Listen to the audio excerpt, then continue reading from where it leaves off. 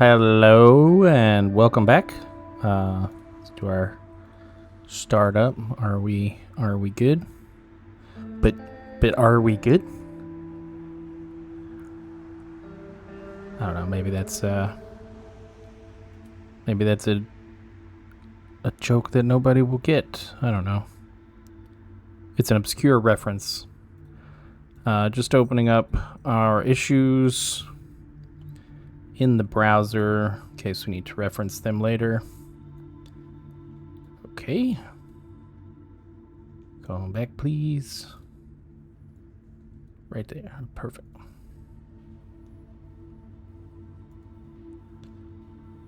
Yeah. Okay. We are set to get rolling. So, boom. Let us do that. Let's close this out. Let's pop open the Sawayama Turbulance.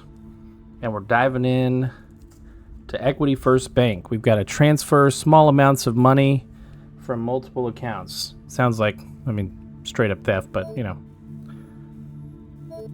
no shortcuts. Just get the money. Well, you get to do it again. This time with a little more urgency. All right. So we need to move Ember 2's new account, file 300, into checking. Then iterate over the checking accounts listed in the directory. And in that order, transfer $1 from each target account to Ember's account. Finally, add the file ID of Ember 2's account file to the end of the directory. The keywords credit and debit are available in file 301. For more information, see Network Exploration, Equity First Bank. Okay, yeah, we're going to definitely have to pop that one open. Because we're going to have to do some account management. So I think, what do we got? We got credits and debits. So that's how we do it there. 229. Those are just file IDs on the checking. Yeah, we don't need to do any loans. So we look at 229. We look at that file. What are we seeing? Or 229. Okay, so we've got the information. That's the account ID that it's going into. We don't care about that. I don't think we care about these two either. They're all 2-star. Anyways, then we've got a credit for 3,500. We got a debit for 5822. So I think I see basically what's happening here. We want to, in that order, transfer $1 from each target account to Ember 2's account. So we're going to need a couple of X's. We're going to need at least two. One of them is going to grab 301. And it's going to link 800. Link 800. And then we'll mark loop here. Let's flip it to local communication. That way we can just ensure that we can communicate to that one specifically. It's gonna be tough. We're gonna have to, because we've got a specific order that we have to do things in. So we're gonna read the directory. We're gonna spin up an exa to grab that file, and then it's going to write the. It's gonna write the data. I think we'll be okay. We got two communication channels, local and global. Okay, so we're gonna copy M to X. We're gonna test X equals 1. We're gonna T-jump, send credit. We're gonna copy X. We're gonna test X equals to 2. We're gonna T-jump, send debit, and otherwise we're just gonna If we get anything other than a 1 and a 2, we're going to halt. Yeah, we don't need the jump loop there. Because if we get past that point, we'll mark send. Oh, we do need to halt because we would have put this there. Mark send credit. So 301 is credit first. So we're going to seek all the way to the beginning. And we're going to send copy F to M. And then we're going to jump loop. Send debit. We're going to seek all the way to the... we got to seek twice anyways. We're going to seek to the end, then we're going to seek back once. And then we'll copy F to M. And then we'll jump loop. So both need to seek, so we can reduce our code size by seeking at the beginning. Okay, that just cuts 2 lines into 1.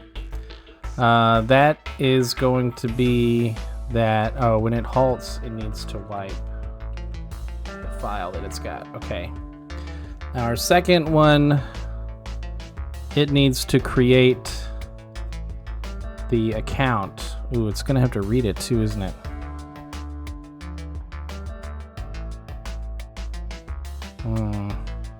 How is this one gonna work? We've got to read the file ID. We got to pop that one off. So we get the file ID from file 199. So that'd be 229. We pick up 229.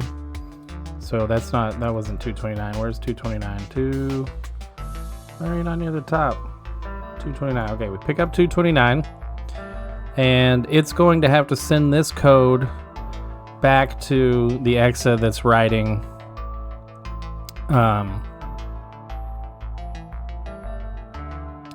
writing to file 300, because we've got to put 300 on there.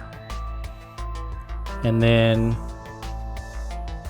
actually we just need to drop file 300. We can pick it up and write to it as needed. Yeah, that seems the simplest solution.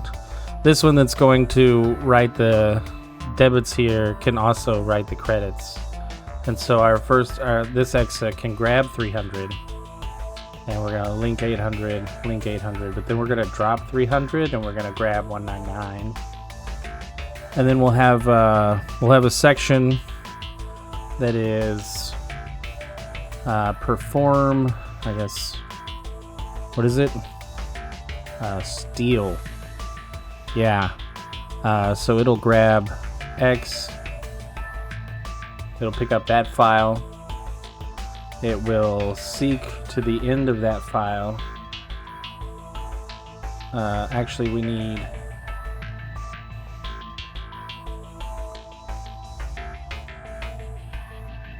I think I can do that. Yeah, so we grab 300, we can copy F to T. No, we'll copy F to X. We can store that in X, and then we can grab T, seek 999. We're going to copy X to, yeah, we're going to copy X to F. So that's our account ID that we're crediting, or that we're crediting. We need a credit, so we swap to mode, and we copy 1 to M, we copy M to F, switch, well, we don't need to switch back yet. We will, because we're gonna read the file, we got the credit written, now we're just gonna copy 1 to F, copy 0 to F, that's $1, where we've credited the target account. We can now drop that file, where we grab 300, we'll seek to the end of it. We will, ooh, I just realized, yeah, we need to copy their ID out. So before we drop it, I don't do any testing, do I? Yeah, I grab T, okay. So before we seek to the end of the file, we can copy the first piece out, copy F to T. then seek to the end of that file. Okay, we're at the end of this file, so we need to write the account that it's coming from. So it's going to be copy T to F. We need debit, so we need to copy 2 to M, copy M to F. We can then we got debit. We're gonna do copy 1 to F, copy 0 to F. Boom. Then we can drop that, or we can just halt. Oh no, we need to mode and copy 1 to M. So there we go. That knows when it's done. Now we can do our main loop. Main loop. We don't have another loop. We just have a loop here. And we'll jump loop. Okay. So not copy, mark. Yeah, with marking. Okay, so the main loop is going to read through file 199. It's going to get the ID, write it to T, spawn a steal. So we're going to copy F to T, REPL steal, void M, because we're going to wait for it to tell us to continue.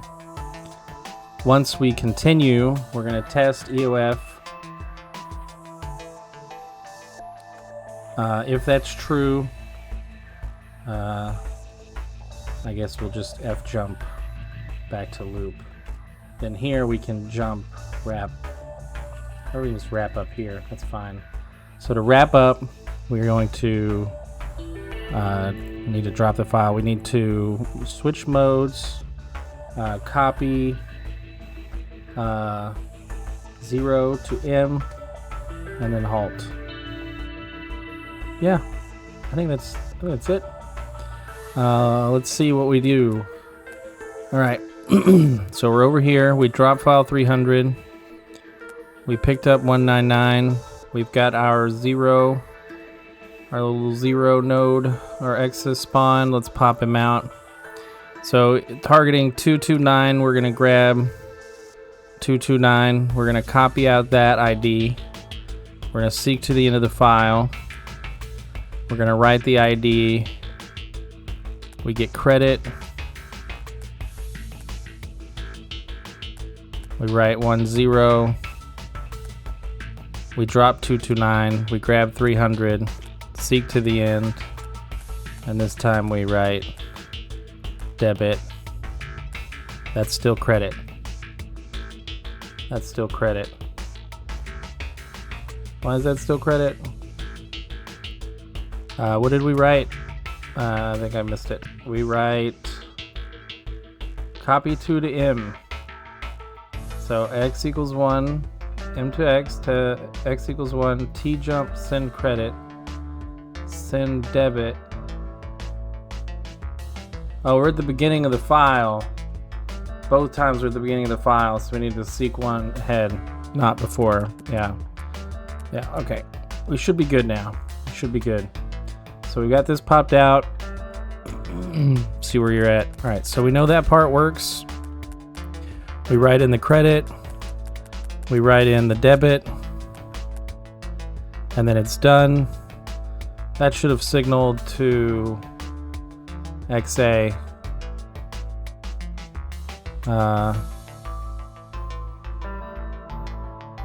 Oh, we missed a step. That's fine.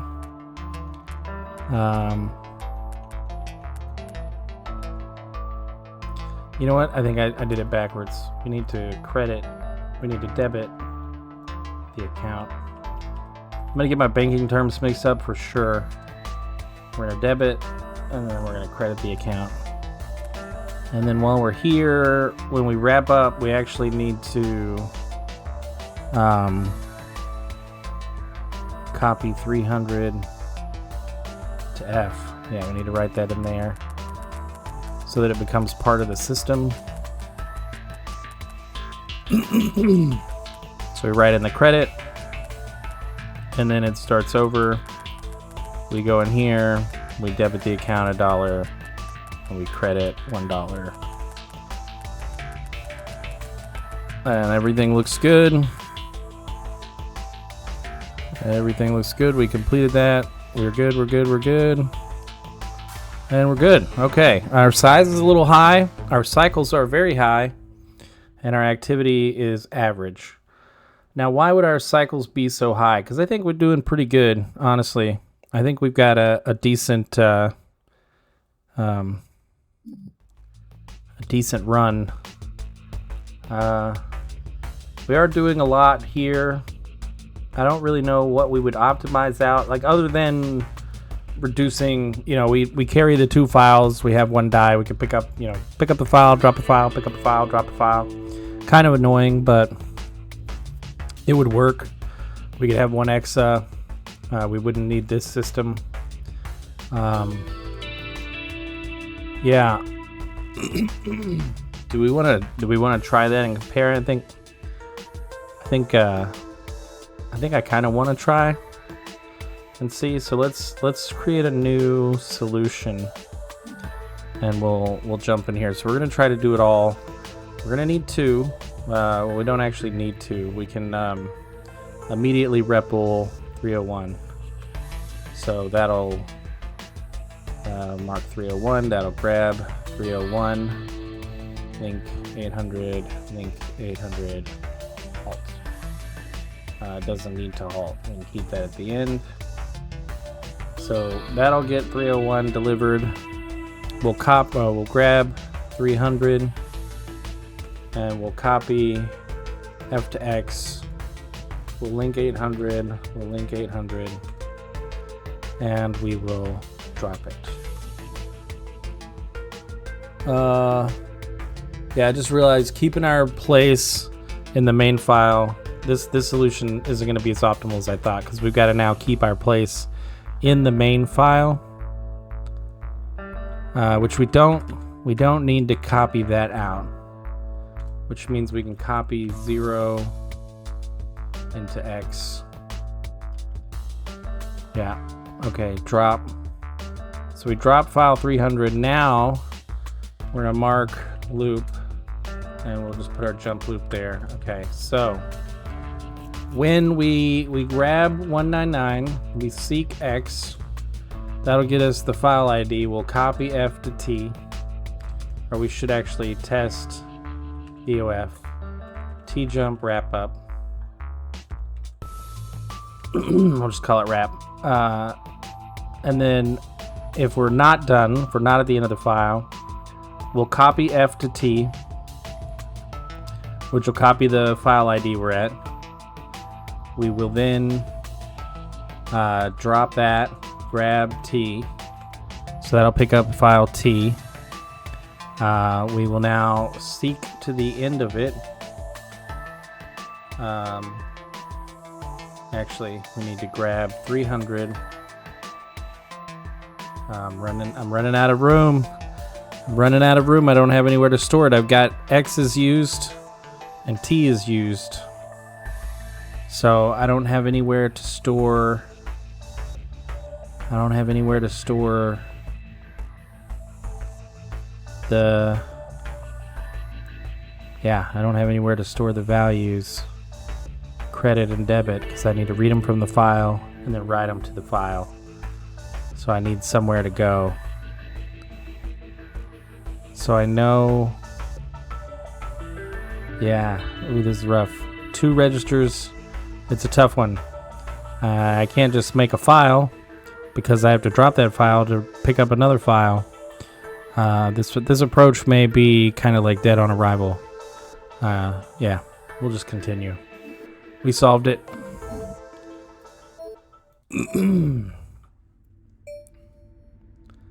All right. Well, she's not gonna rat on us. That's good. I mean, it was her idea, so I guess. Feels like the world is just spinning out of control. Strange new diseases, beached whales.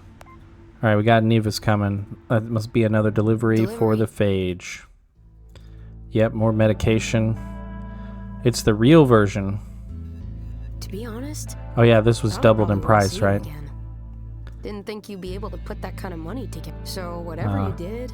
Yeah, well, you know, These are stealing money, hedging bets, I'm gonna lay low all for a kinds bit. of like I might do some legitimate reading, means to make think money about the world. For some reason, in I'm in a kind of a spiritual mood dystopian lately. cyberpunk future. Take care of yourself.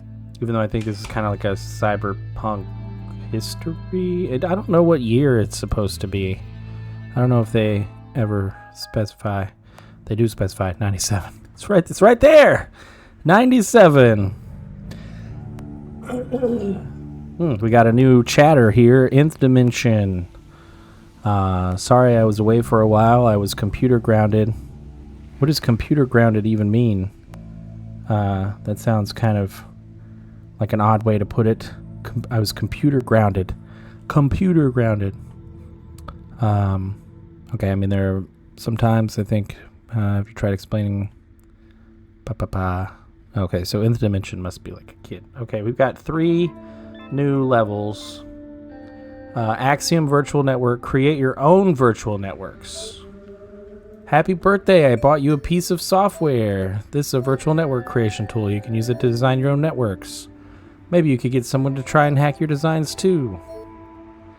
The only non-pirated program on your computer.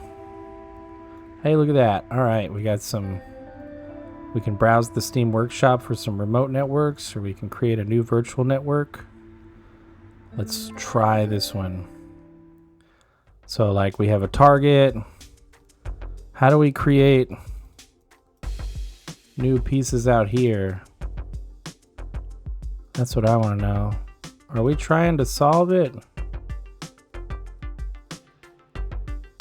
Are we trying to solve it or what? But like link 800, link 799. Ooh, that's a lot. Yeah, that. Edit. Yeah. Edit. What is that? Oh, that's a JavaScript file. So this is outside of the game, but it has opened a JavaScript file. Gotcha. Get title, get subtitle, get description. So if I say something like, what is this gonna be? Chain side, we got Twitch stream. Subtitles are cool. I'm a description. Go figure.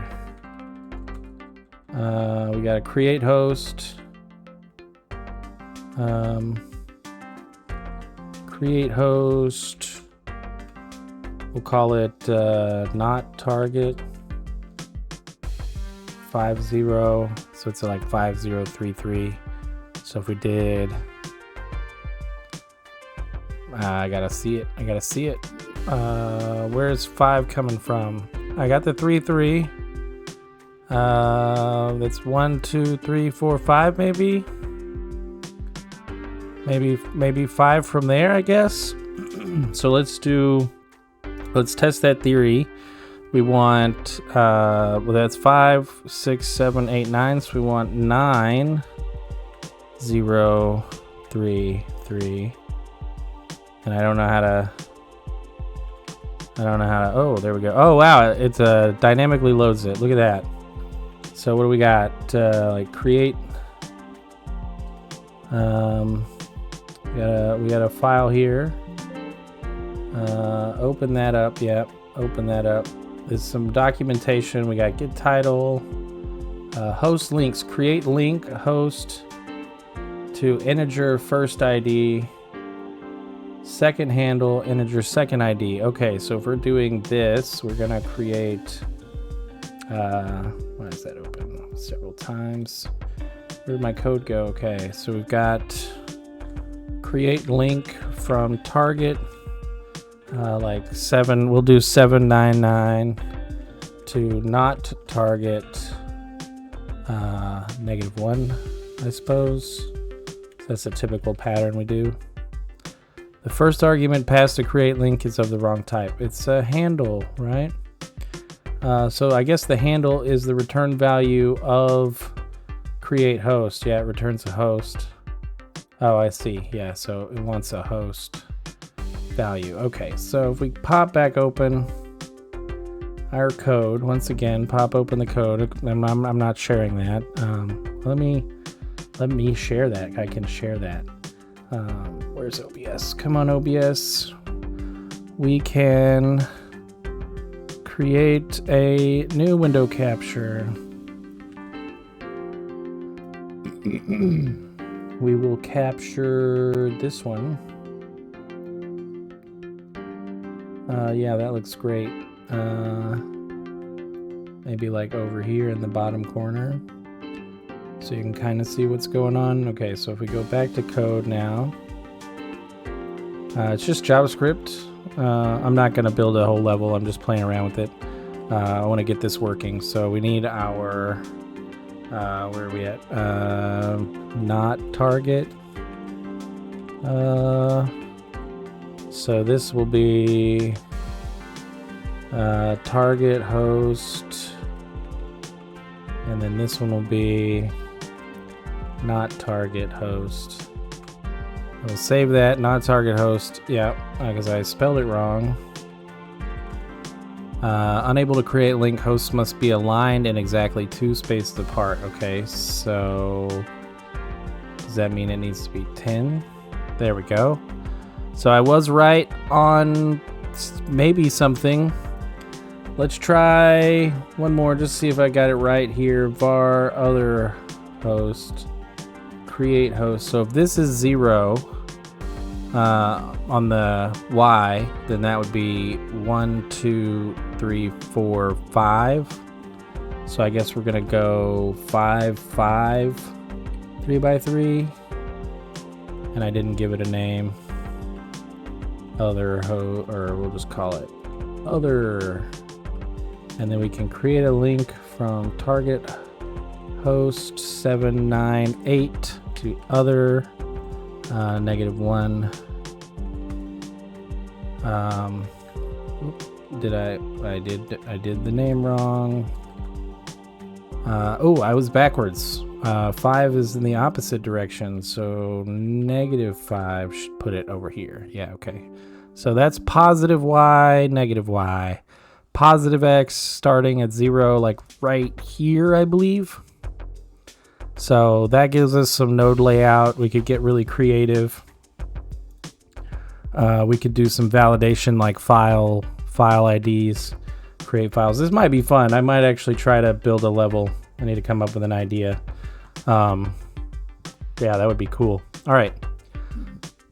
Back to it. Let's get back to OBS and turn off. I already closed code, but let's go ahead and turn that off. Okay. Back to the game. Close that. Close that. Cool. All right. The wormhole. Compete with an opponent to fill a network's host with your X's. This is X10. If you keep on winning, they'll eventually have to accept your back. I never really left. Enough to make them wonder about you. Time to win. Okay, I think this one is actually pretty challenging. To win this battle, you must fill the network's host with as many of your X's as you can. Note that each pair of test runs has its own unique network layout with bidirectional links between hosts that use the prime numbers between 2 and 13 as link IDs. So 2, 3, 5, 7, 11, and 13. Gain 1 point for every EXA you control. Okay, so it's unpredictable. We don't know how the network's going to be laid out. Yeah, so we've got different network layouts. We're starting on different sides. There's a lot of variation. What we do know is that the prime numbers of the host values, so we can program that in.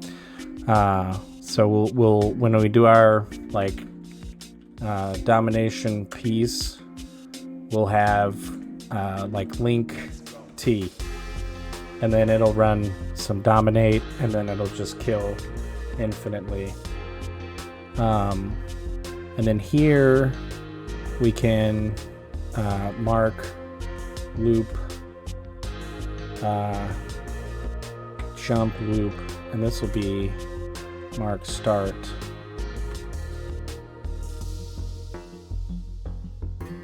No, we can use the same logic. We're just going to copy 800 to T before the loop starts, and then here we can REPL dominate. And that's it. Boom, REPL dominate. So that'll spin up some dominators. They'll link in to 800, where we will copy, what is it, to T, REPL dominate. Copy 3 to T, REPL dominate. Copy 5 to T, REPL dominate. Copy 7 to T, REPL dominate. So the pattern that we're going for is we're going to have our main node, our main EXA sitting in home, and it's going to just spin up a bunch of new EXAs. They're going to go out into the world. Once an EXA hits a node, it's going to spin up EXAs, and then it's going to fire them off to try and find one that hits the next node, where it's going to fire one off to hit the next node. And then we'll try to flood the network as best we can. So 11T, REPL dominate. And hopefully we start filling up. So 11 and then 13, copy 13T, REPL dominate. Then we've got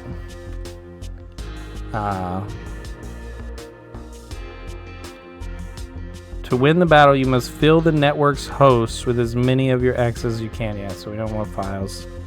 Gain 1 point for every EXA you control. Gain 1 point every time one of your EXAs executes a kill instruction. Okay, well, I was gonna do a kill instruction, but I guess not. So we'll just loop dominate, I guess. Jump dominate. So yeah, let's see how that goes.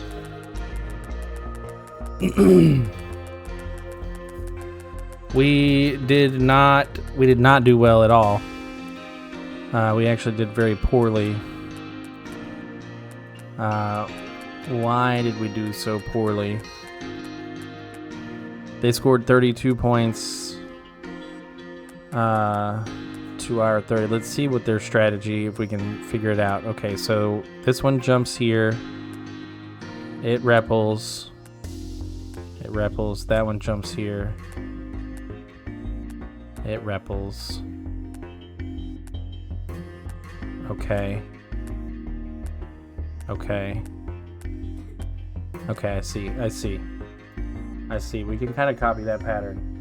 Alright, folks, so we're going to take a quick break before we copy that pattern. And we are back. Alright. Sorry for the quick interruption there. Hey, welcome back. Can spell your name. Welcome back. Boom. Nice. Alright.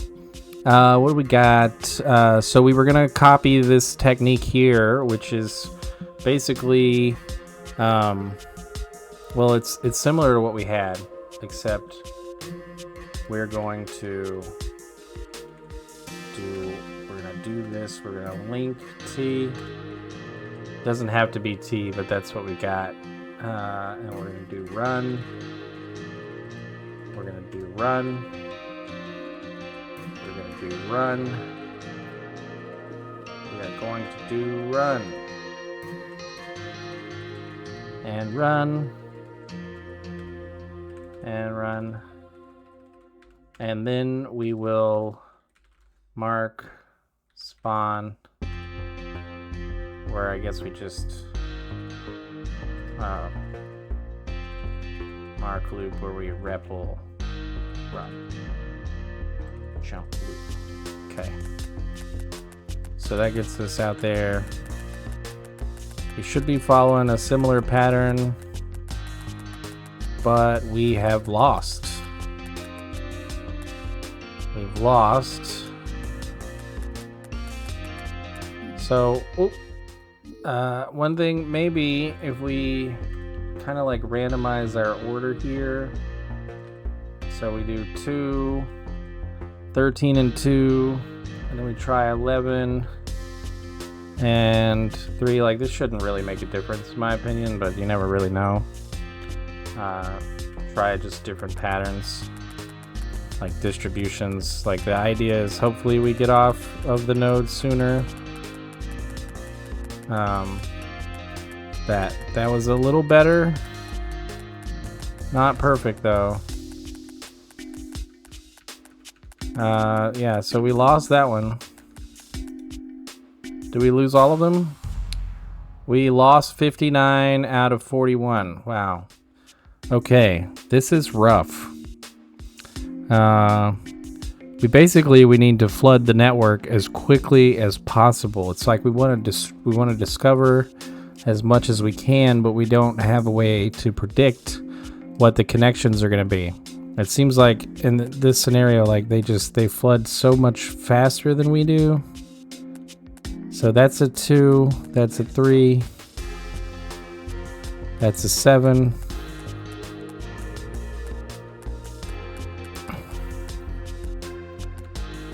Like we can't even get. We could try and optimize it. We optimized for this network, so we know 11's going to be first, right? Then we know 5 and 13 are going to be second, so we can do 5 because we want to prioritize 5. And we got 13. Then we got 3 and 5. We've already got 5 covered, so there's 3. We've already got 11 covered. Once we're on the 5 node, that's going to be a 7, so we got 7 covered. And then we got that 2 down here at the bottom, right? So that gets us that lets us kind of flood this network a little better. Yeah, like barely. But the question is going to be, how do we perform on the next task, right? So we did okay there, but from the other direction, we did okay. We did okay. We lost, right? Yeah, so we actually did worse that way.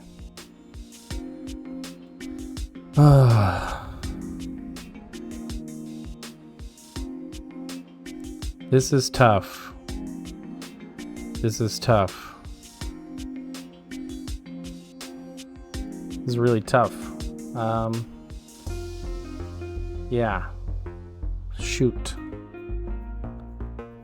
I'm struggling to come up with an approach here. Trying to think of solutions. Like, again, we want to get through as much of the network as possible.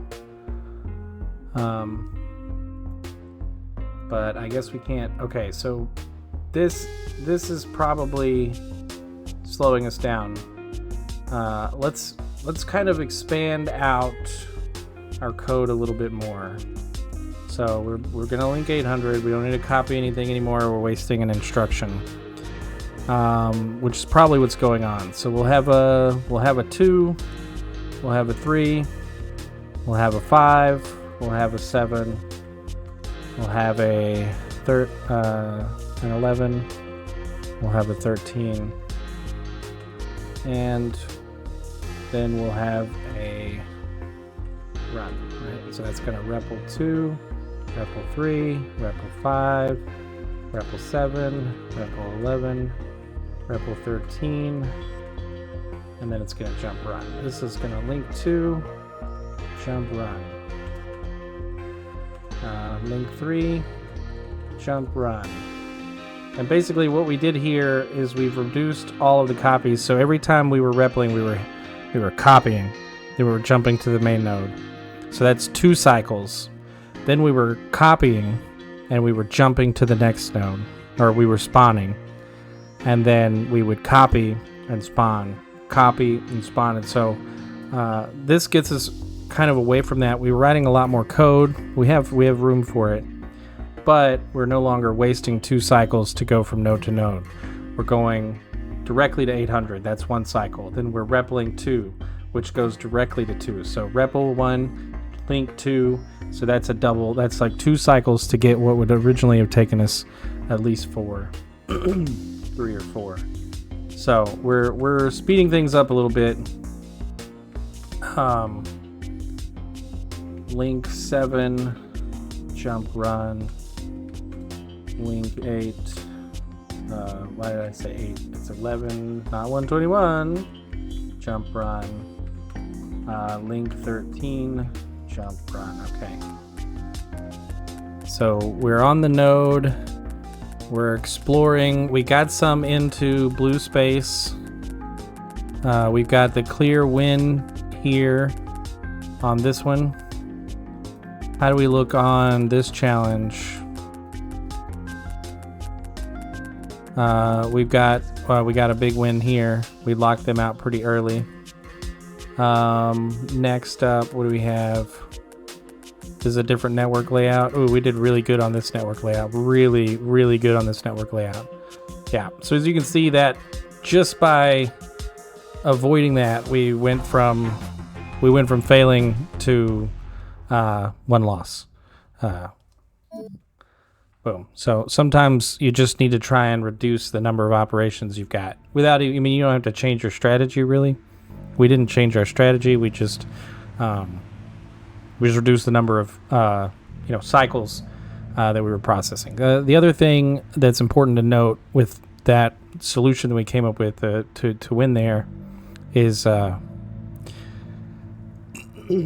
lost my train of thought. Oh yeah, so we also didn't optimize. So every layout was different, but we did get an advantage by optimizing which links we went to first. We didn't do that the second time with the win.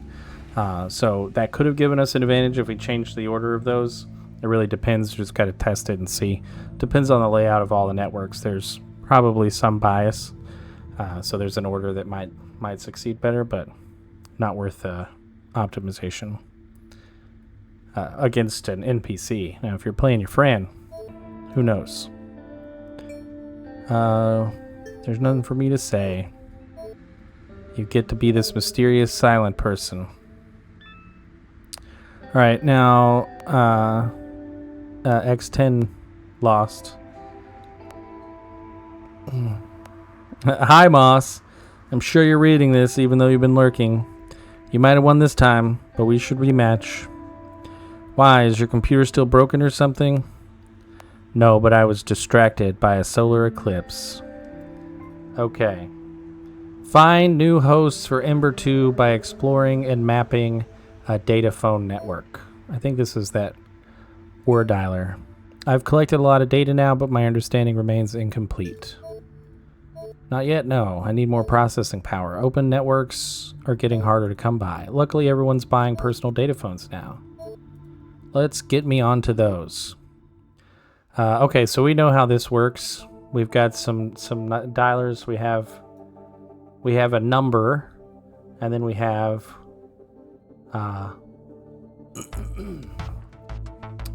I see. We have 2 numbers. We have numbers on each of these hosts, so we can dial into them. We start with 1 number, we get other numbers, we dial into them. So using your modem, connect to each data phone so that Ember 2 will have a list of valid phone numbers. Each data phone contains a list of the owner's contacts. The phone number of one of these data phones is in your host file, while the rest is in the contact list. Note that each data phone, aside from the first, will appear in exactly one other data phone's contact list in such a way that you can find them all without getting stuck in a loop. Each data phone, aside from the first.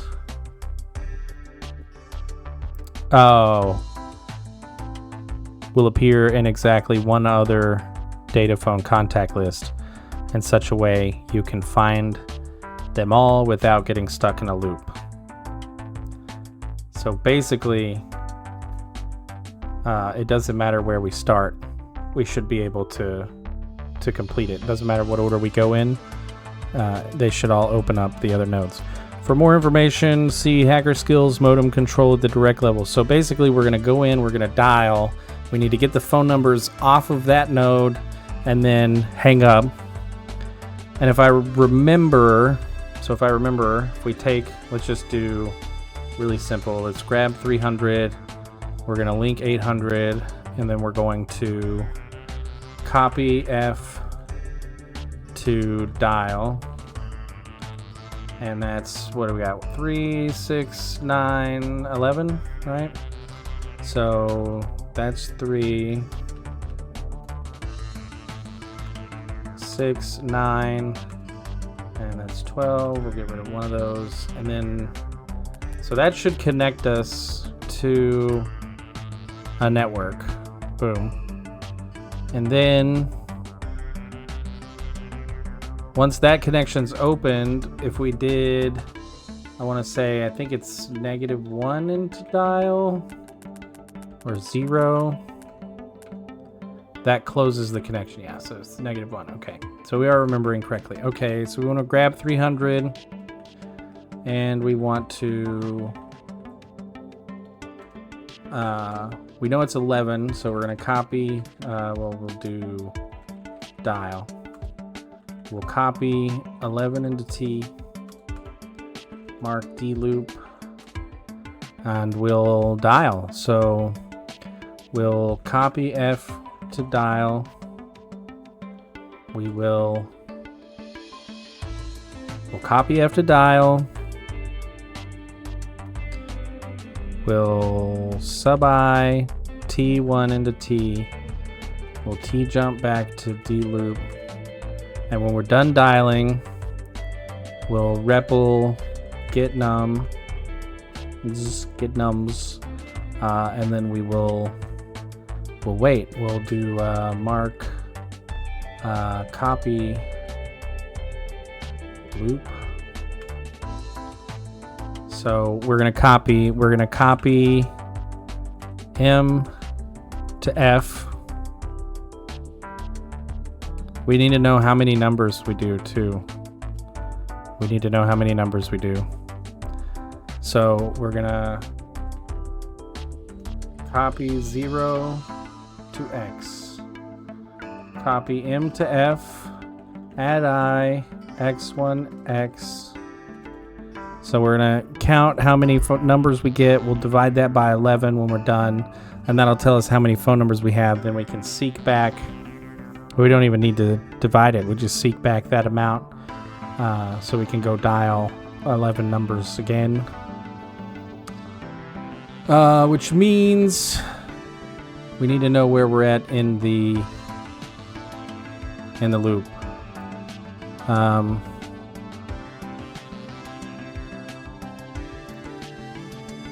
wondering.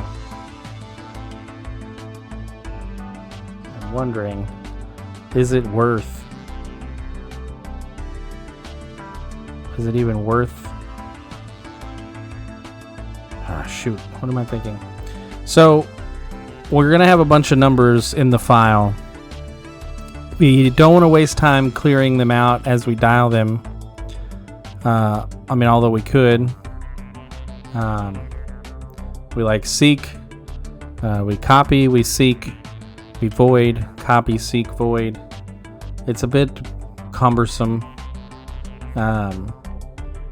but we'd have to keep track of like where we're at in the file for the next number, which actually that's probably the better approach, really, because like we don't need to store a lot of data. So we have 0 and X, that'll just be where we're at in the file. And so we'll copy F dial, we sub I, and then we'll add I, X1, X. So we're at position 1 in the file. Then we can copy, when we do the copy loop, when we go to copy, we'll just seek to the end of the file. Then we'll copy all of the numbers. We can seek back to the beginning, and we'll seek to the value of X, and that should be the next number we're going to dial. Then we'll do it all over again. Okay, so we're going to copy M to F. We don't need to add anymore. We don't need to do anything like that. Actually, we'll copy M to T. There are zeros, so there's no negative numbers. Copy M to F. We can then seek -1, test. We want to do it 11 times, right? So we know there's at least going to be 11 numbers. And then I think we can do... oh, hey, I'm sorry I missed that message, Alexi. Hey, Alexi. Sorry I missed you dropping in.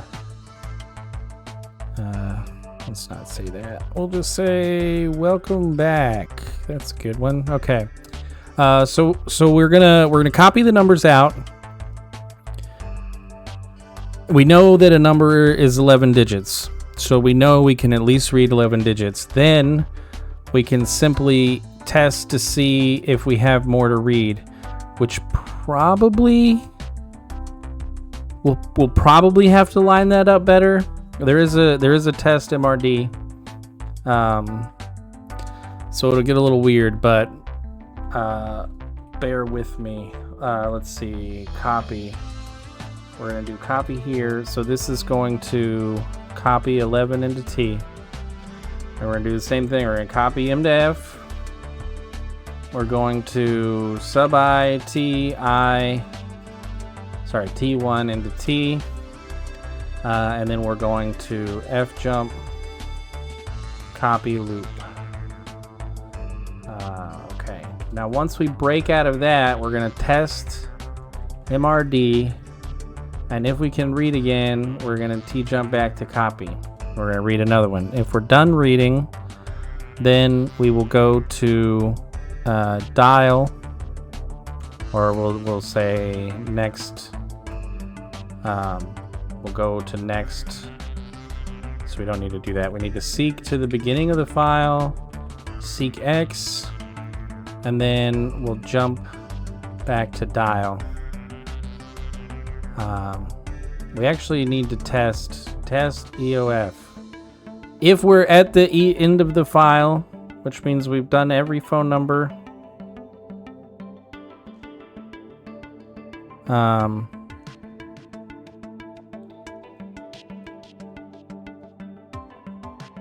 yeah, we've done every phone number. We will T jump halt, or we'll F jump to dial. Then we can just do wipe and halt. All right, folks, I need to take another quick break. Let me pop this up here, and I'm back. I just want to show this off. My son was very nice and brought me a little snack. It's a box of popcorn. So that'll be nice to have when I'm ready for a snack. It was very nice of him. Didn't even have to ask. Very, very considerate kiddo. All right. Jumping back over here. Just so I got the chat open in case somebody wants to say something. Okay, now we're going to do the get nums part. Okay. So the get nums, this is going to link 800, so that's going to jump over to where we're at. I just realized when we restart the dial, we're at the point where we're done communicating, so we can go ahead and copy, terminate that connection. Yeah. All right. So we're going to link 800. We're going to grab 200. We're immediately going to seek 1, and then we will, this is a copy, well, that's fine. We'll mark read, and we'll mark read loop. Okay, so here we've got copy 11, copy 11 into T. We're going to do the same thing.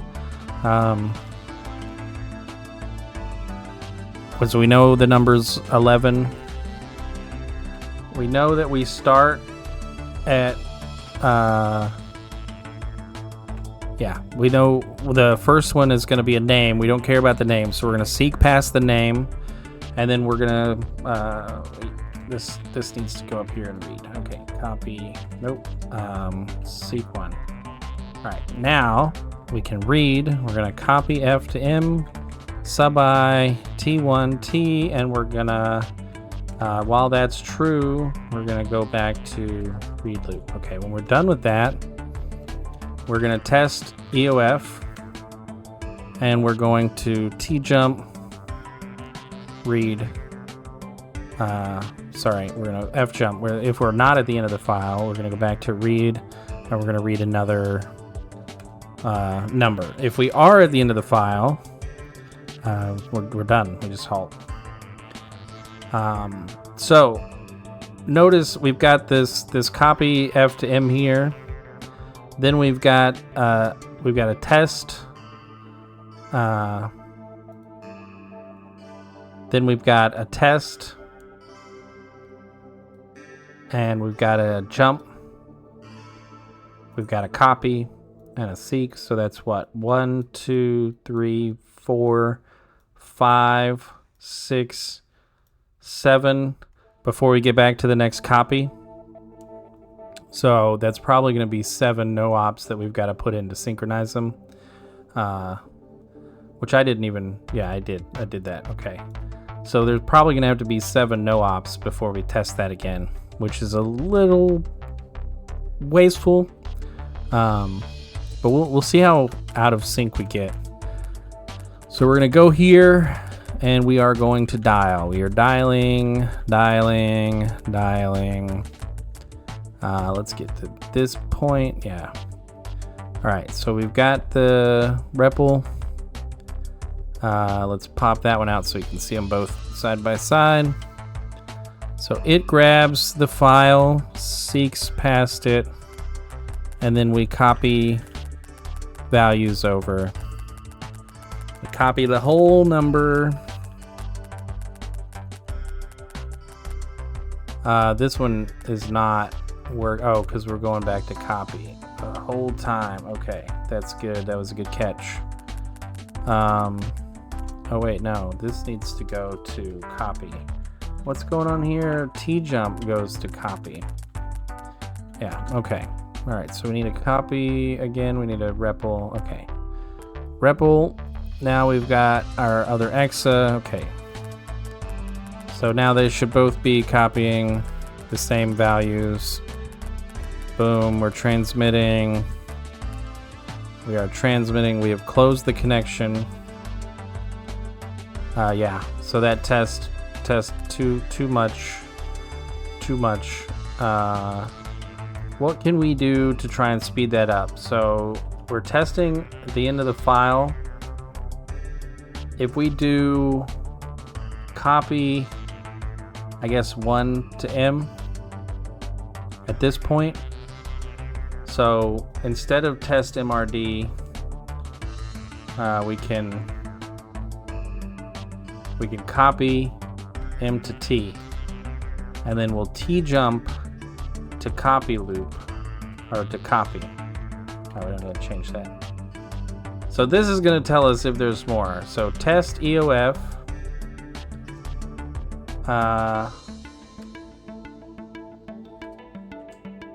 F jump, let's do more. And we'll just mark more here. Actually, yeah, we can mark more here so we can get rid of this halt. So if we're not at the end of the file, we go back to more, where we copy 1 to M. Otherwise, we copy 0 to M. Yeah, so that's our signal. That way, it'll just be certain. Like, do you have more numbers to give me? So we'll get to that point. Where is that read? Boom. All right. So it has sent us 1. So we go back to get, oh wait, and then it died. Okay. Let's see that again. Down here. What did it transmit? It transmitted a 1, and then F jump more, copy 1 to M, and then link, because we're linking. Yeah. Then that needs to jump into read. Okay, we're getting down there. We got our Exa. We're copying 1 over. So we got another number. They both restart, and we transmit the number. Now we've got 11 up here in X. So once we get this last number, we wait on the signal. It copies 0 over. So we close the connection. We seek X. We are at the beginning of the next phone number, and then we dial it. We dial the second number, and we do the same thing. Boom, boom. We get those numbers out. Okay, let's run it. We're getting the phone number. We're dialing the second one. We're getting that. We are stuck. We are stuck after the...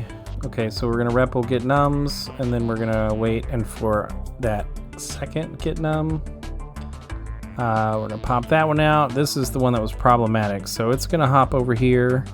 It's gonna pick up 200. This one only has 1 phone number in it, so we're gonna read that 1 phone number out of it.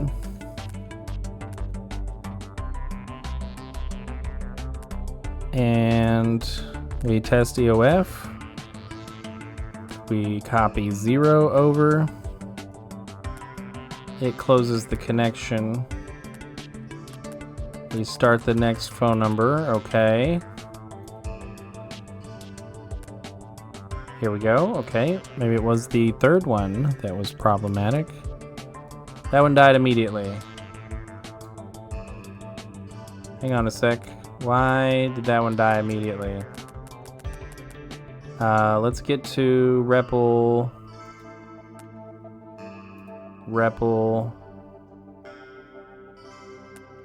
Okay. And then we want the next dial. So 472-6679-2219 doesn't point anywhere. 472-6679-22. Yeah.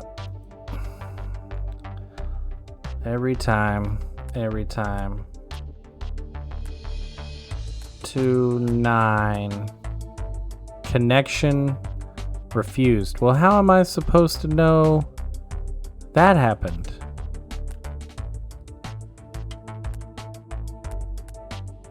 How do I know that a connection was refused?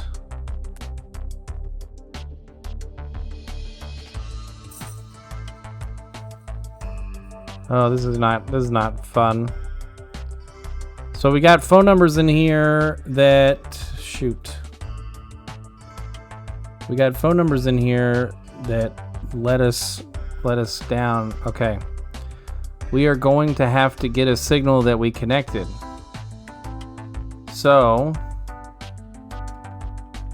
we need, when we REPL get nums, we seek, so get nums comes down here, we link 800, then we need to immediately copy 1 to M if we're there, and then after get nums we seek. So we should be able to test MRD. If we're good, if we're not good, we need to simply start over. Where do we start over at? Basically here, mark next num. So we'll jump straight to the next number. All right. Otherwise, we'll void him and we'll continue. So that should get us There's that one. That's 2. Okay. So that has not connected. That one is dying. We didn't get a read. So we immediately go to the next number and we start dialing it. Okay. So let's get to the REPL here. That did connect. So we start getting... So that does seem to work. We are completing. Feels pretty slow. Yeah, our cycles are not average. Our size is actually really low compared to average. And our activity is average. Getting that cycle count down, that's going to be tough. I don't really know how we would do that or what we would do to get there. I'm glad we solved that one. That felt challenging. Turned out to be a little more straightforward than we thought. There was just that one little trick of some numbers are not on the network. Not very powerful individually, but tied together they work decently. I'll just be very distributed. Don't worry, I'll still be me, whatever that means. Okay, so we've got Isadora coming to visit. Hey, I'm not bothering you, am I? Nope, she's You remember I upset. used to work for Last Stop? Started it. I always knew they were close-knit, but They I were found out close-knit. it's much worse. It's a full-on... I don't Ooh, just Last mean Stop's a everyone cult? believes in the company. They say we're all trapped in some kind of fake... A fake reality?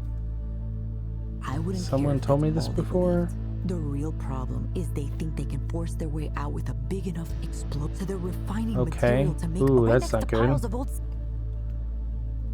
I have This, the number for the warehouse where it's all... If I give it to you, I need to...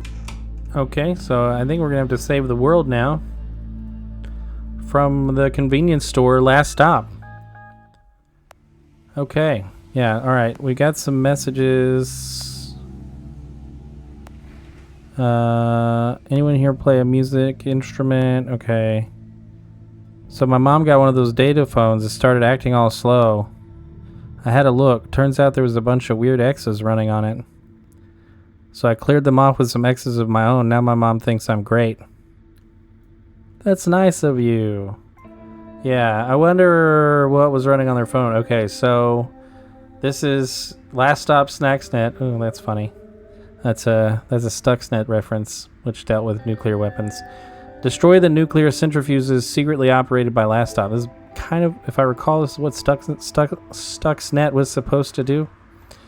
Let me see if I understood you correctly. Last Stop, the convenience store, is a front for a cult. They believe the world isn't real and are creating a nuclear weapon. And now you're going to attempt to take care of it yourself instead of alerting the authorities.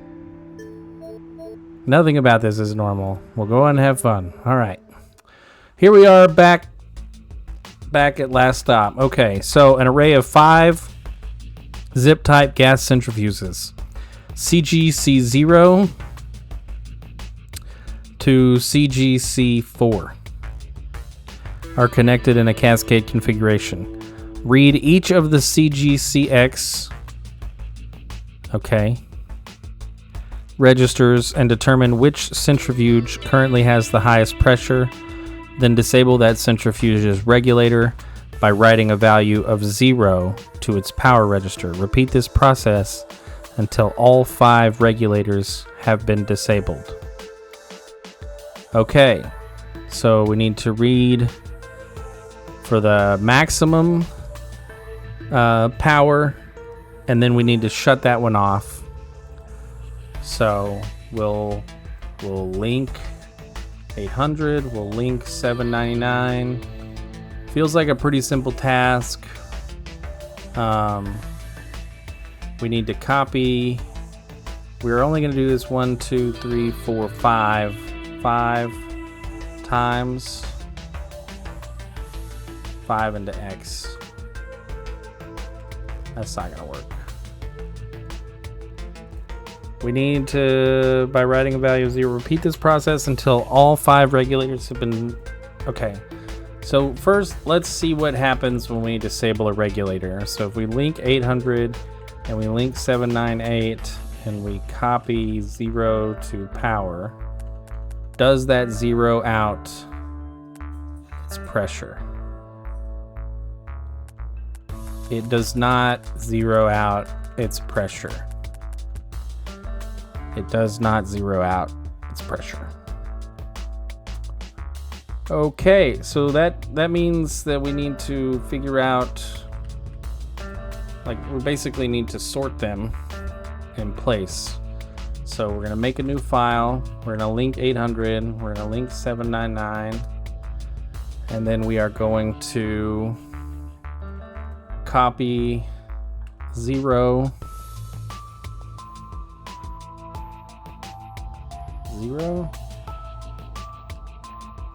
into F, and then we're gonna copy CGC0 into F. Okay, then we need to mark copy, because we're gonna have to do a comparison. So we're gonna copy 4 into T. We can't copy 4 into T. We're gonna have to copy them all into the file, then we can sort them. So we're gonna copy 1 into F. We're gonna copy CGC01 into F. 2 into F. We're gonna copy. Okay, so we can do this. What we're gonna do is we need 2 X's. So we need, this one's not gonna make the file. We're gonna do this sort. That one's gonna make the file. Then once we're here, we'll REPL sort.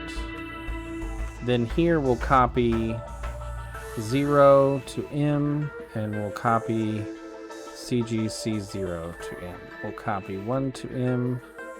We'll copy CGC1 to M. We'll copy 2 to M. We'll copy CGC2 to M. 3 to M. We'll copy CGC3 to M. 4 to M. Should probably do them in the opposite order. That. So copy CGC0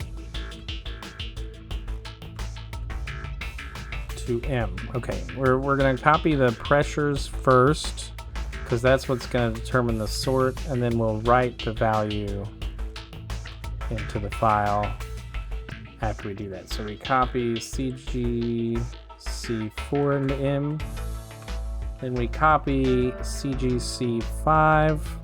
That's it, 4, right? Because that'll be boom. That's 0, 1, 2, 3, 4. Yeah, okay. All right, now our sorter is going to make a new file, and then it's going to make sort loop, basically, and then we'll copy, let's just copy 1, 2, 3. Okay, we'll make,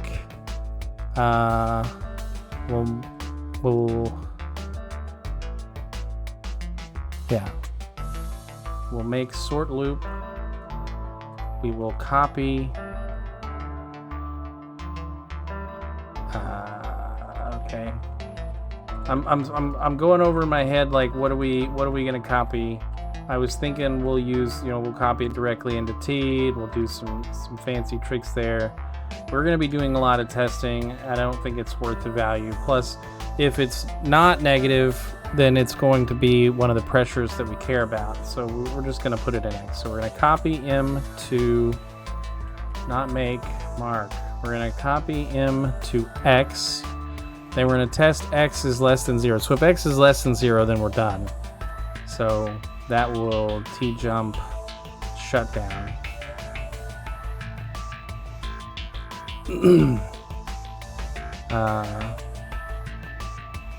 So that'll do the shutdown. If it's not less than 0, that means it was the pressure. So actually first we'll just copy, because we know the first two.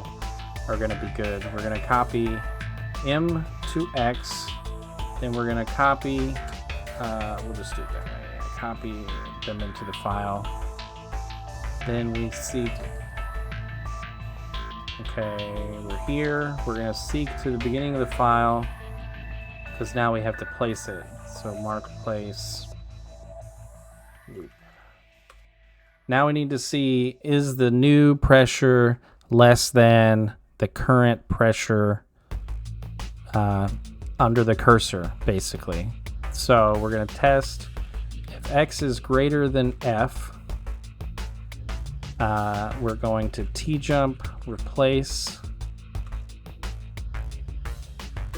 Otherwise, we are going to seek one, and we're going to jump back to place loop. Okay, mark replace. We shouldn't, I guess if we hit the end of the file, or, well, replace, and then we can do mark right. Okay, if we do hit the end of the file here, test EOF T-jump right. So if we're at the end of the file, we're just going to write the new value right at the end. So if we're replacing, we do want to write it, but we want to write it before, so we need to seek -1. Oh, we can't insert. Yeah, we can't insert into the file. Son of a gun. We cannot insert into the file. How are we going to do that? We basically need to duplicate everything in the file. Crud. For some reason I thought that writing into a file would insert, but it doesn't insert. Let me double check. I'm pretty sure there's no command to do that. Copying into a file will simply overwrite it. Copies the first operand. Yeah, that's simple. The F register allows an EXA to read and write the contents of a held file. When an EXA grabs a file, its file cursor will be set to the first value in the file. Reading from the F register will read this value. Writing to the F register will overwrite this value. After reading or writing the F register, the file cursor will automatically advance. Yeah, that stinks because we can't sort without replacing the file. Yeah.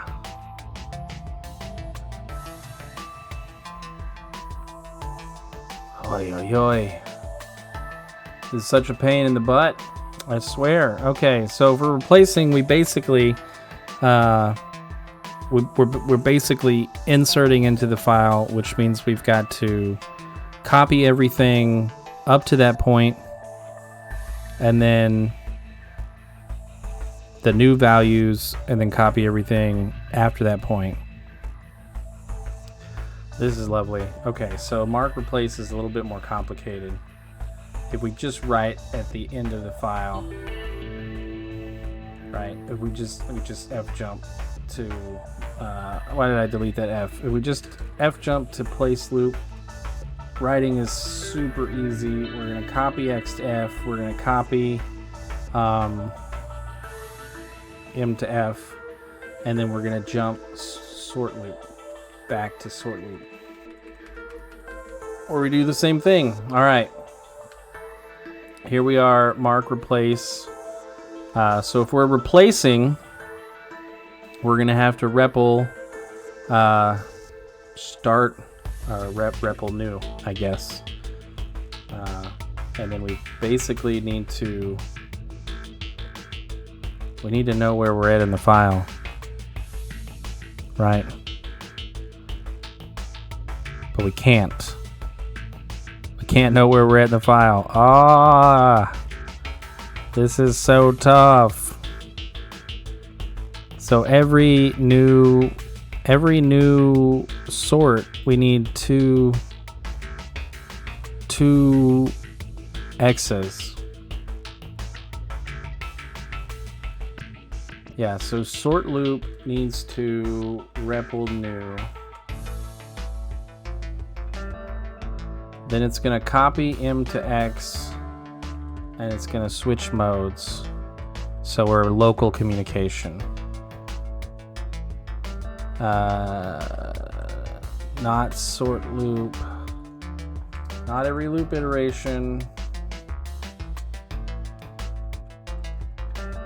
Copy. Start. Sort.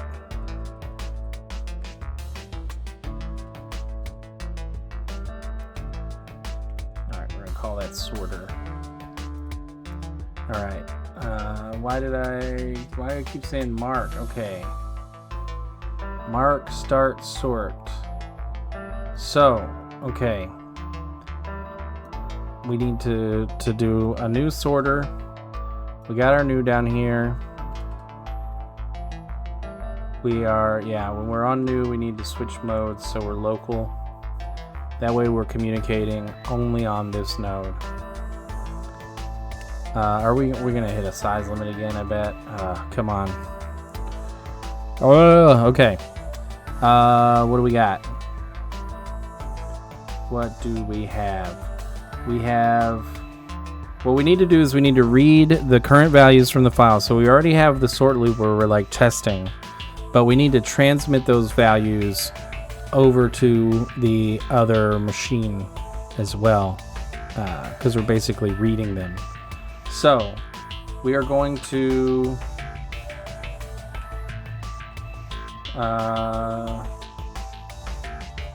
test X is less than 0. What is? Oh, okay. Start sort. We copy M to X to see if we're done. Because if we're done, then we go shut down. So we'll T jump. Test X is less than 0. T jump shut down.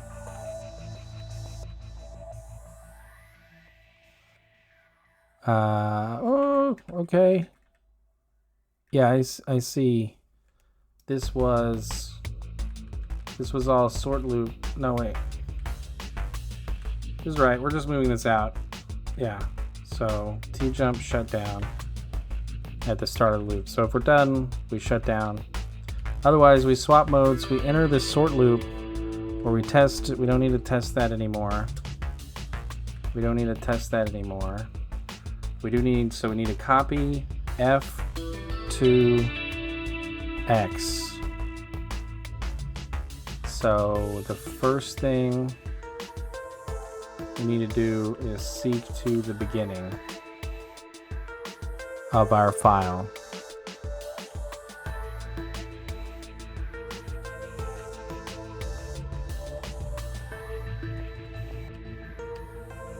Then we copy F to X. We test is copy F to T. Test is T.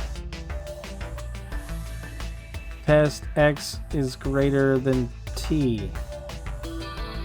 We need to copy T to M. If X is greater than T. Oh, we're not going to copy it yet. If X is greater than T. If X is greater than T, we need to replace. That's where we do mark replace. No, not mark replace. T jump replace. Okay. If it's not greater than T, we're going to copy T to M, copy F to M. We're going to read those two out. Then we do our test EOF. We're testing if we're at the end of the file. If we are not at the end of the file, we hop back up to sort loop. And then we copy X to F. We don't need that anymore.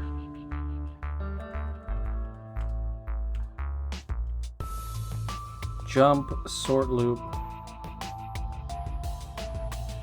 Jump sort loop. Okay. If we're at the end of the file, then we simply copy X to M, copy mode, copy M to X mode, copy M to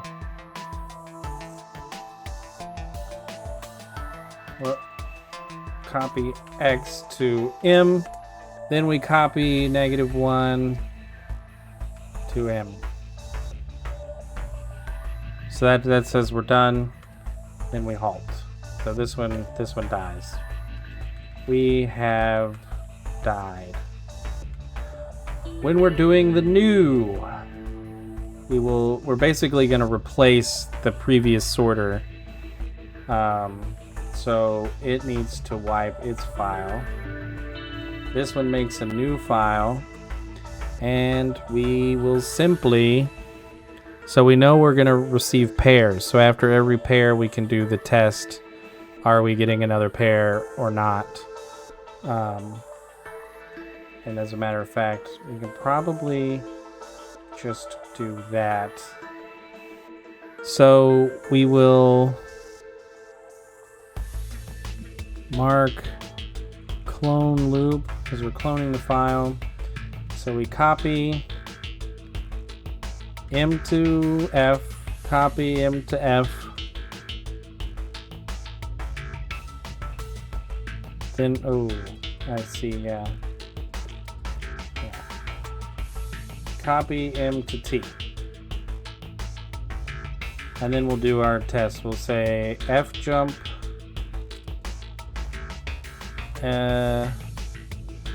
what is it? Start sort.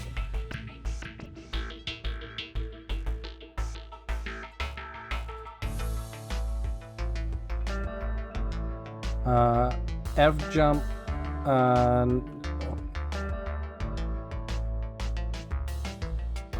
Okay. If we're done, we're gonna F jump out of here. We're going to end clone because we need to swap modes, and then we'll jump start sort. Okay. Okay, that's not confusing at all. That's probably behind my head. Let's see if I can buffer it a little bit. There we go.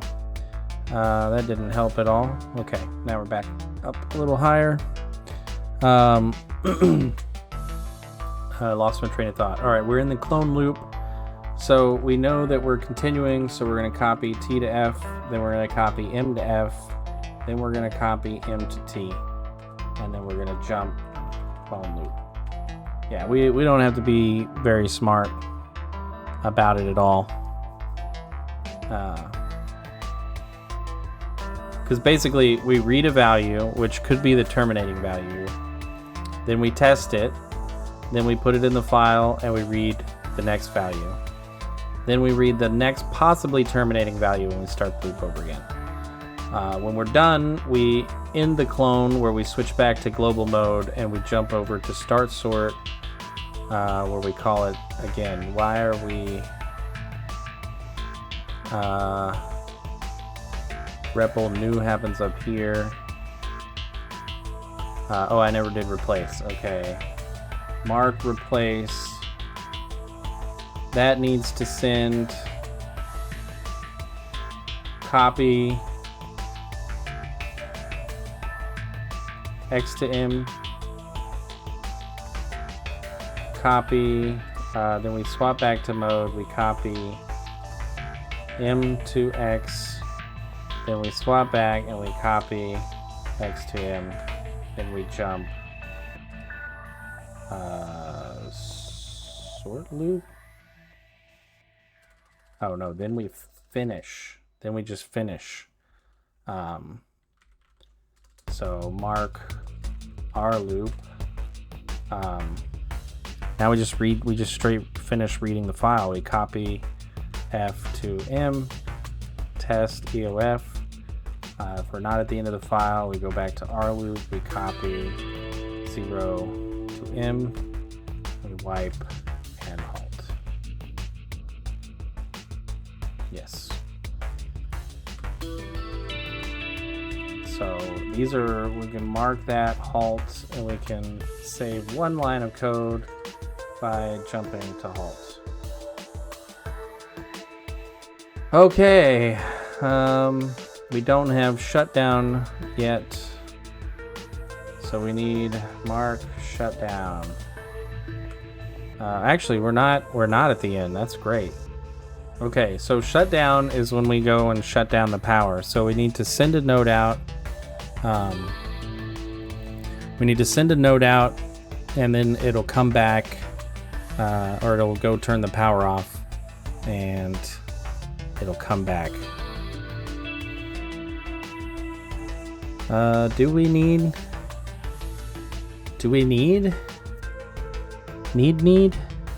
I don't think we need to spawn another node to do that, because then we're gonna have to read from it. Yeah, it'll be better. We'll just do that. We'll seek to the beginning of the file, then we'll seek one. So this will be mark. That's fine. Mark S loop. Okay, so we're at the value that we need to shut down first. So we're gonna copy F to T, and then we're gonna REPL kill. Sure. Let's go ahead and mark that so it's not sitting there red underlined. Then we test if we're at the end of the file, and if we are, we halt. No, we need to jump, halt. All right, when we kill, oh yeah, we do actually need to wait before, because we have to shut them down in the correct order, so we need to do that. Okay, so we jump, halt, mark kill. What it does is it will link 798, and then mark M loop, or K loop as we've been calling it, sub, it's, we do need off by one, unfortunately. We do need off by one because we've got to do a subtraction and then a test. Because we can't just test and then jump back. We've got to do something before we jump. So we're gonna sub I.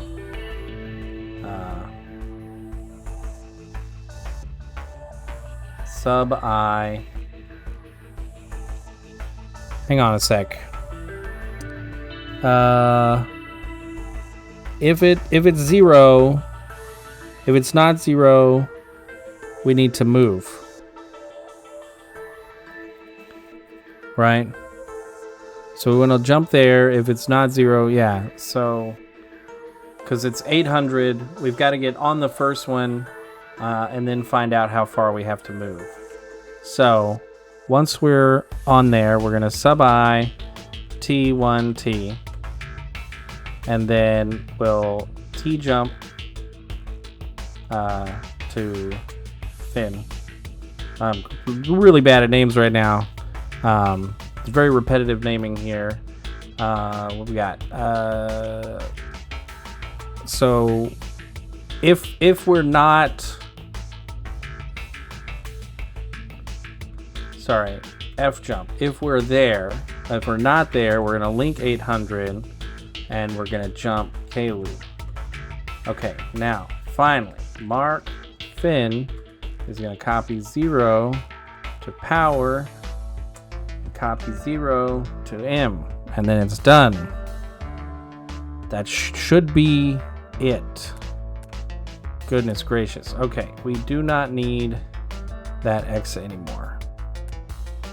We are gonna have a couple of X's running. So this is gonna be our sorter. This This one's going to go over here. It's going to copy these values in. Okay, we have started now. So we REPL our new. This is our potentially new sorter here. And it's going to create a file. And we should be determining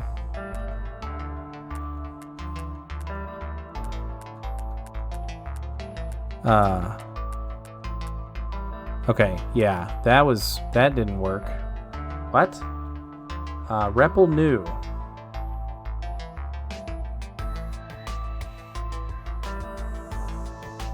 Okay. And then what did new do?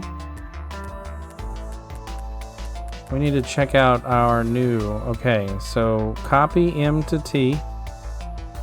It's local, so it's waiting.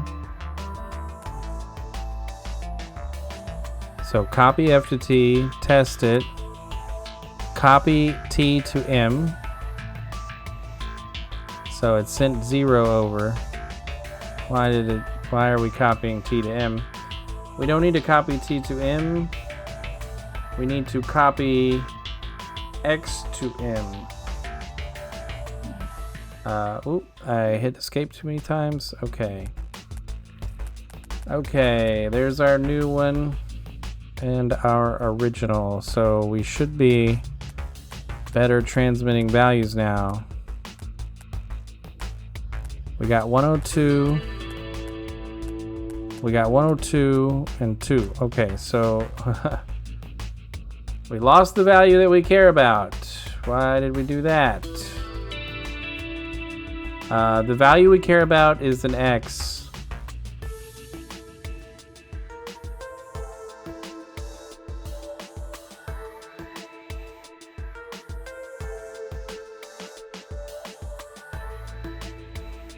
X is greater than 0. Wait a sec. Yeah, this should be...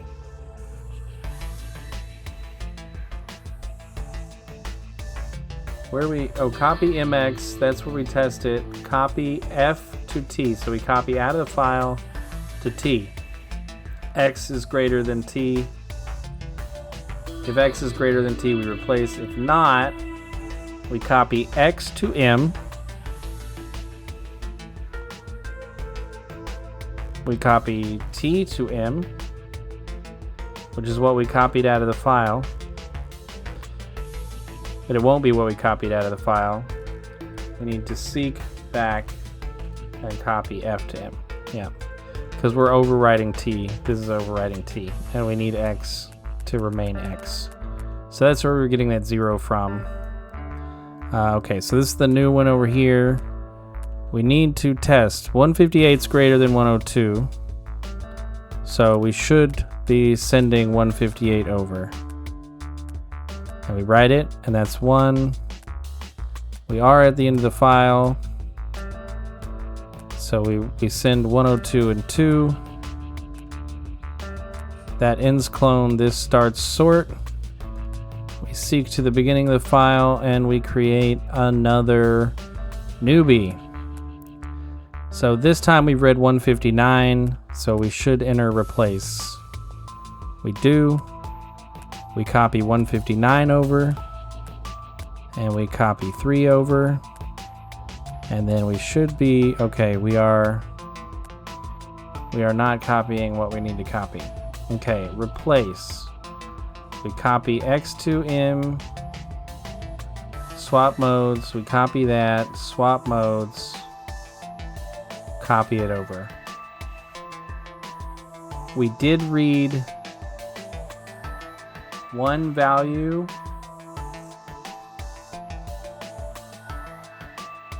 No, we didn't read one value, but we do need to seek -1. So either way, we're gonna need to seek -1. So we might as well just do that, right? We're just gonna seek -1. Okay. We are out. We should be sending 102, 158.1, 102.2, and then we're done. And this one comes up. We read 159. So we should send 158. Okay, this is the old one, this is the new one. We should send 159 over, followed by 3. We send 158, 1, 102, 2, and then we're good. Okay, so replace works. Boom. All right, so this is the new one over here. We have received 176, so that one should go first. So boom, 176, 4, 159, 3, 158, 1, 102, 2, boom. We've got our next one up. This should be the last one. File 404, great, so it's not found. So 186, that is larger. So 186.5, 176.4, 139, and 102.2. So now we go to our shutdown.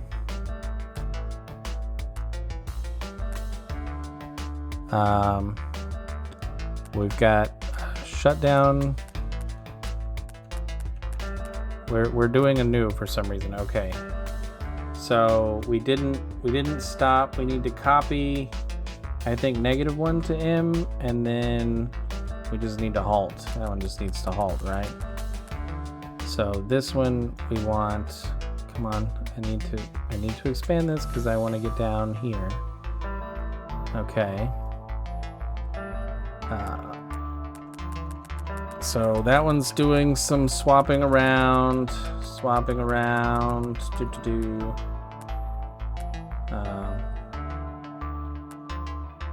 We go into shutdown, but we repled a new already. So we're shutting down. What's the order we're shutting down? 5. So it should go all the way to the final node. Turn it off. Boom. And then they both died. Okay, all right. So let's fix the first bug. We don't need to REPL new until after we know if we're going to shut down. And as a matter of fact, since we're going to have to switch modes, if we just REPL new here, then we can remove that line of code from REPL new. Okay. So I want to get to shutdown. So where's shutdown? I want to get here. Okay, so we're at shutdown. We don't have any extra nodes running. So we copy 5 to T. And then we go boom, boom, boom, boom. That's going to shut down there. And it copies 0.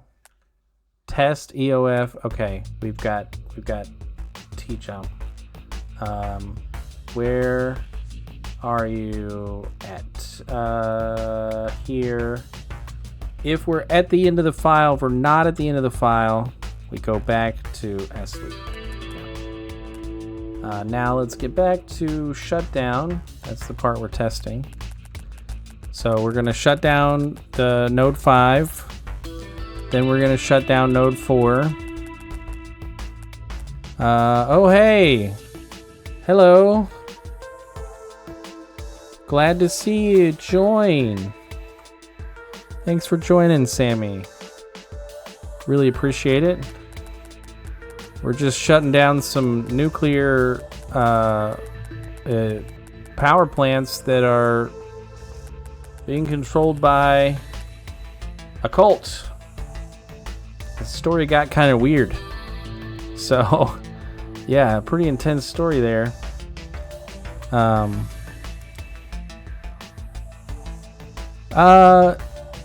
That's a good question. Does it teach programming? It doesn't really teach it, but it's simple. It's a simple language. It's a simple language. Let's take a detour real quick. So let's see, one sec, and I'll show you some of the early levels. Okay, yeah, okay. I talk faster than I type. Okay, so we're gonna take a quick break from this level, and we'll hop back up to like some of the first levels you get in.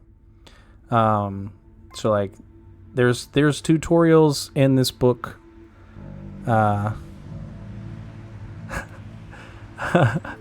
There's tutorials in this book that kind of walk you through. So like this one says, for completing this task, see Gas walks you through it. And they kind of give you the code that you need to like complete this one. So this challenge, as the first challenge, is simply like move this file over here. And so you've got these like link commands. So that'll jump your little robot from here. So it follows this number right over here. And then we grab file 200. So that picks that one up, and then it links over here. And then when there's no more instructions, it just kind of stops. And then you get into like a little bit more programmy kind of stuff. So you've got like this one, this one you need to do some math to the file.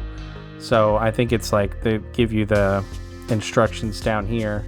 So you can copy values out of a file, add numbers together. So we're adding the value in X, and if we run this, you can kind of see it. So once we pick up file 200, you can see this 72 is highlighted. That's where we are currently looking in the file.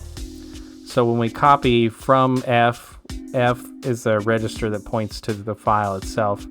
So when we copy the value of F to X, we're basically going to move this highlighted number up here. And so you can see 72 went up here, but since we read from file, it moves forward. So then we can add X, which is now 72, to F, and then we can store that into X. So 72 plus 52, boom. Then we multiply X by F, and that goes up there. And then we can subtract X from F, and that's 436. And then we copy that into the file, so we put that number there. And that, of course, copies right where the pointer is. And then we link to the end, and we stop. So the tutorial levels will kind of walk you through some of the basic code, and there's 4 tutorial levels. And they do get a little more complex, like this one's 2 little bots talking to each other. And this one is... what do we got here? Maybe I should read over here. This one, you read a number from a file, and then you create a new file with the numbers down to 0. So you can see the output. There's a new file over here that has 98765432110 in it, and the original file just had 9. I don't know why there's a second bot there.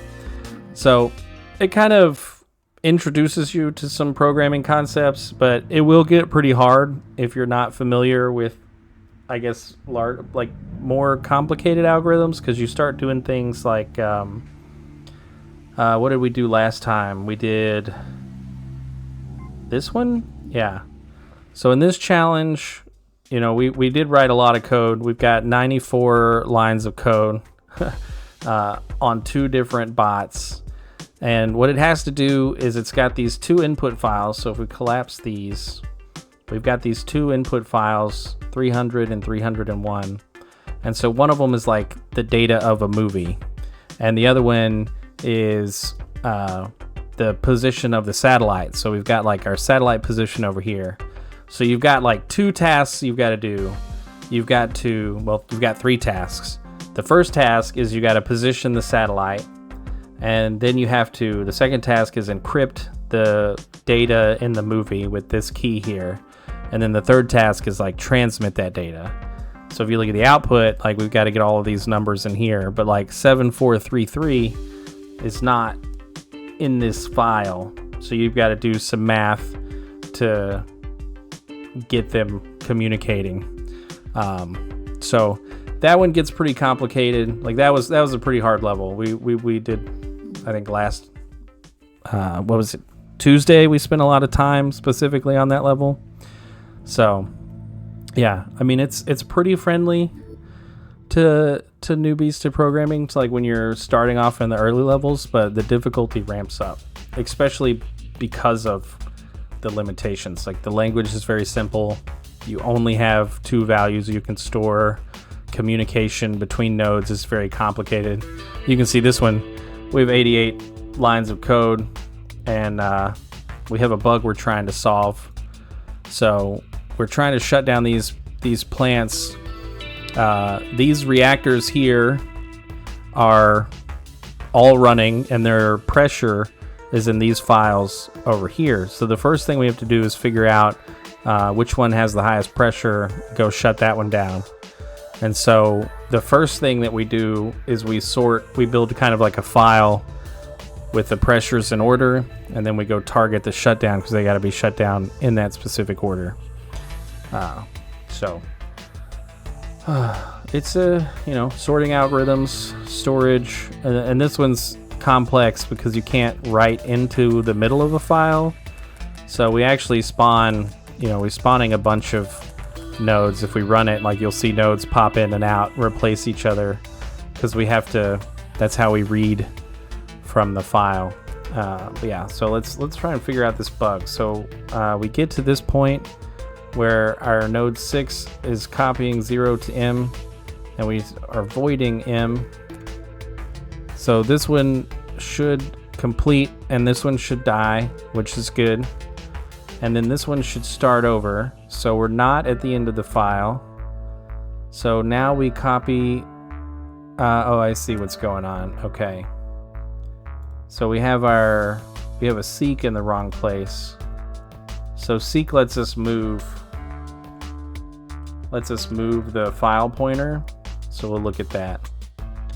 So when we run this command, that puts us at the beginning of the file that we're in. And then when we run this command, seek1, it's going to move the pointer 1 space over. So that just moves this to 5. Because we want to copy this 5 out, which is that's the reactor that we need to destroy or turn off. So then this node, this little exa will go down here and turn that one off. And once he signals back, or once it signals back that it's done, we'll start over where we'll move forward again to get the next ID here, 4. And so that'll send another one off, which should shut down number 4. And then we'll just keep doing that. We shut down 3, and then we shut down 1, which is this one. And then we shut down 2, which is this one. And of course, we have a problem. We did not disable the regulators in the right order. Why not? 186, 176, 159, 158, 102. That feels like the right order. Which centrifuge currently has the highest power? So I think what's going on, all right, so if we look at we may have made a false assumption at the beginning. So we sort all of the centrifuges up front. We do all of that work. Let's get back down here. So we sort them all up front, but once we shut down the first one, here, boom, that's 0. And then all of the other pressures change. So we're going to shut down number 4 next. And I see number 2 actually has the highest. So yeah, we basically have to scrap pretty much all of this. We got to scrap all of this logic here, which is not bad. It's actually a lot simpler than I had written. I had written all this code for sorting and everything. We don't need all that. All right, so the first thing we're going to do is we link 800 to get from here to our inventory, and then we link 799 to jump from inventory into status. Once we're on the status node, that's where we're gonna do our loop. What do we need? Yeah, we just need to, until they're all 0, basically. Need to do it 5 times. But how can we do it 5 times? I guess we'll make a file. I don't really like doing this, but sometimes there's no better approach. Okay, so that will give us some extra storage room with the file. Then we'll make our run loop. So we'll mark this as our kind of like main loop. And I always start by completing the loop, and then we'll work within it. So the first thing we're going to do is we're going to read these values to find out which one has the max. So basically, we're going to copy. We'll assume the first one is always the maximum. So copy ZGC0 into X. Then we can simply test is X or is CGC0, sorry, 1. If that's greater than X, then we're going to shut down 1.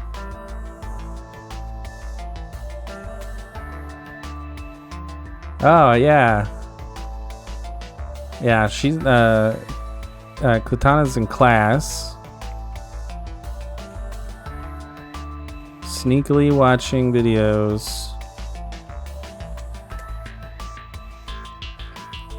We're gonna shut down the first transformer so we can like copy. I guess we wanna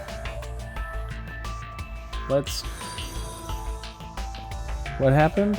Oh, I got a follow. Hey, thank you. Thank you for the follow.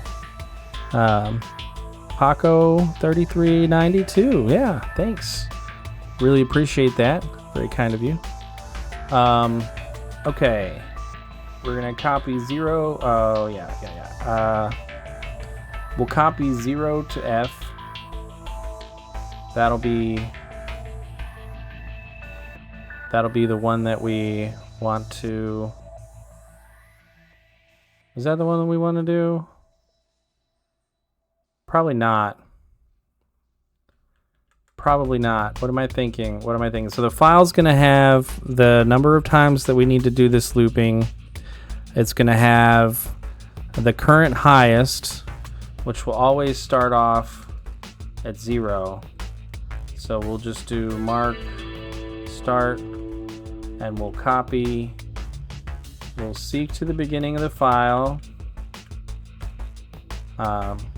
which is wasteful, but we're going to be doing this over and over again programmatically.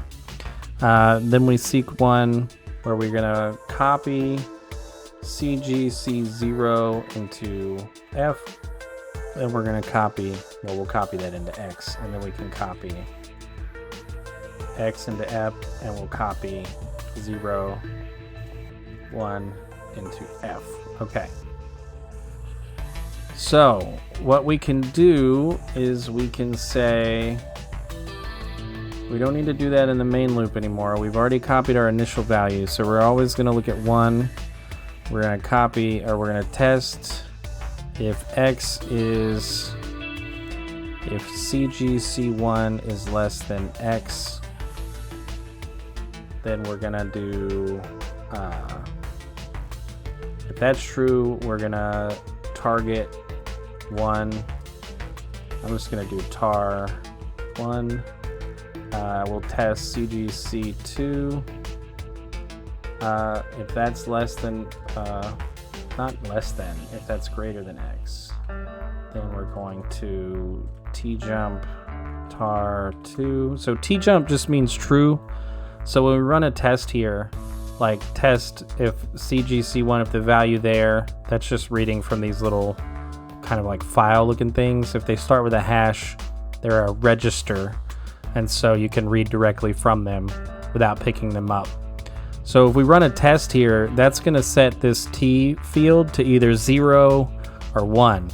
If it's 0, then that means false. If it's 1, that means true. And then we've got conditional jumps.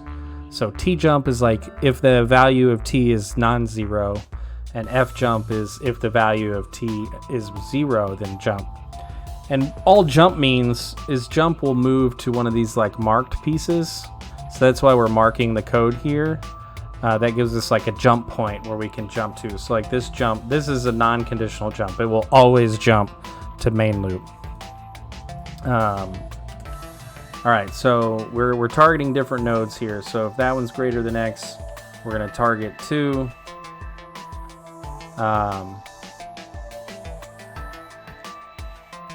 But this needs to be like, yeah. So we're doing it wrong. F jump needs to target, yeah.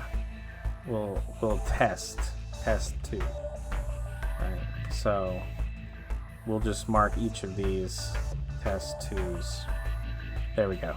Okay, so we're changing the logic up because we can't iterate and generate these like IDs. So we've got to read from them in a hard-coded order like this. We've got to write them in the file. So what we can do is basically if 1 is greater than X, which we've assumed 0 is the largest, if 1 is greater than X, we're gonna update it, but if it's not greater than X, we're gonna jump straight down to testing number 2. If 1 is greater than X, then we want to seek, actually I don't think we don't need to X. We don't need to copy that value. Yeah, we don't need that in there. We just need to copy that one in. Okay, so we can just seek -1, and we're gonna copy 2 into F, and then we'll just automatically go into testing number 2. And I know that these numbers are confusing. This is one. Let's keep it not confusing. We'll just match the ID there. And this one is copy 1 because we just read 1. Okay, test 2. We're testing 2. F jump. We're gonna test 3. We're gonna do the same thing. We're gonna sync -1 and we're gonna copy 2 to F, and then we're just gonna copy this because we're gonna do this test, the same block 2 more times. We need to do it for number 3. We're gonna jump to 4 and we write 3 in, and then we're gonna do 4 where we read from 4. And we're actually, if 4 is not greater, that's the last one. So 4, we can shut it down. So we're gonna jump to shut down. Otherwise, we're gonna seek. We're gonna write 4 into it, and then we're gonna do our shutdown here. So shutdown. What that's gonna do, we can get rid of this now. So when we're shutting down, we need to spawn a new node. So we're gonna copy.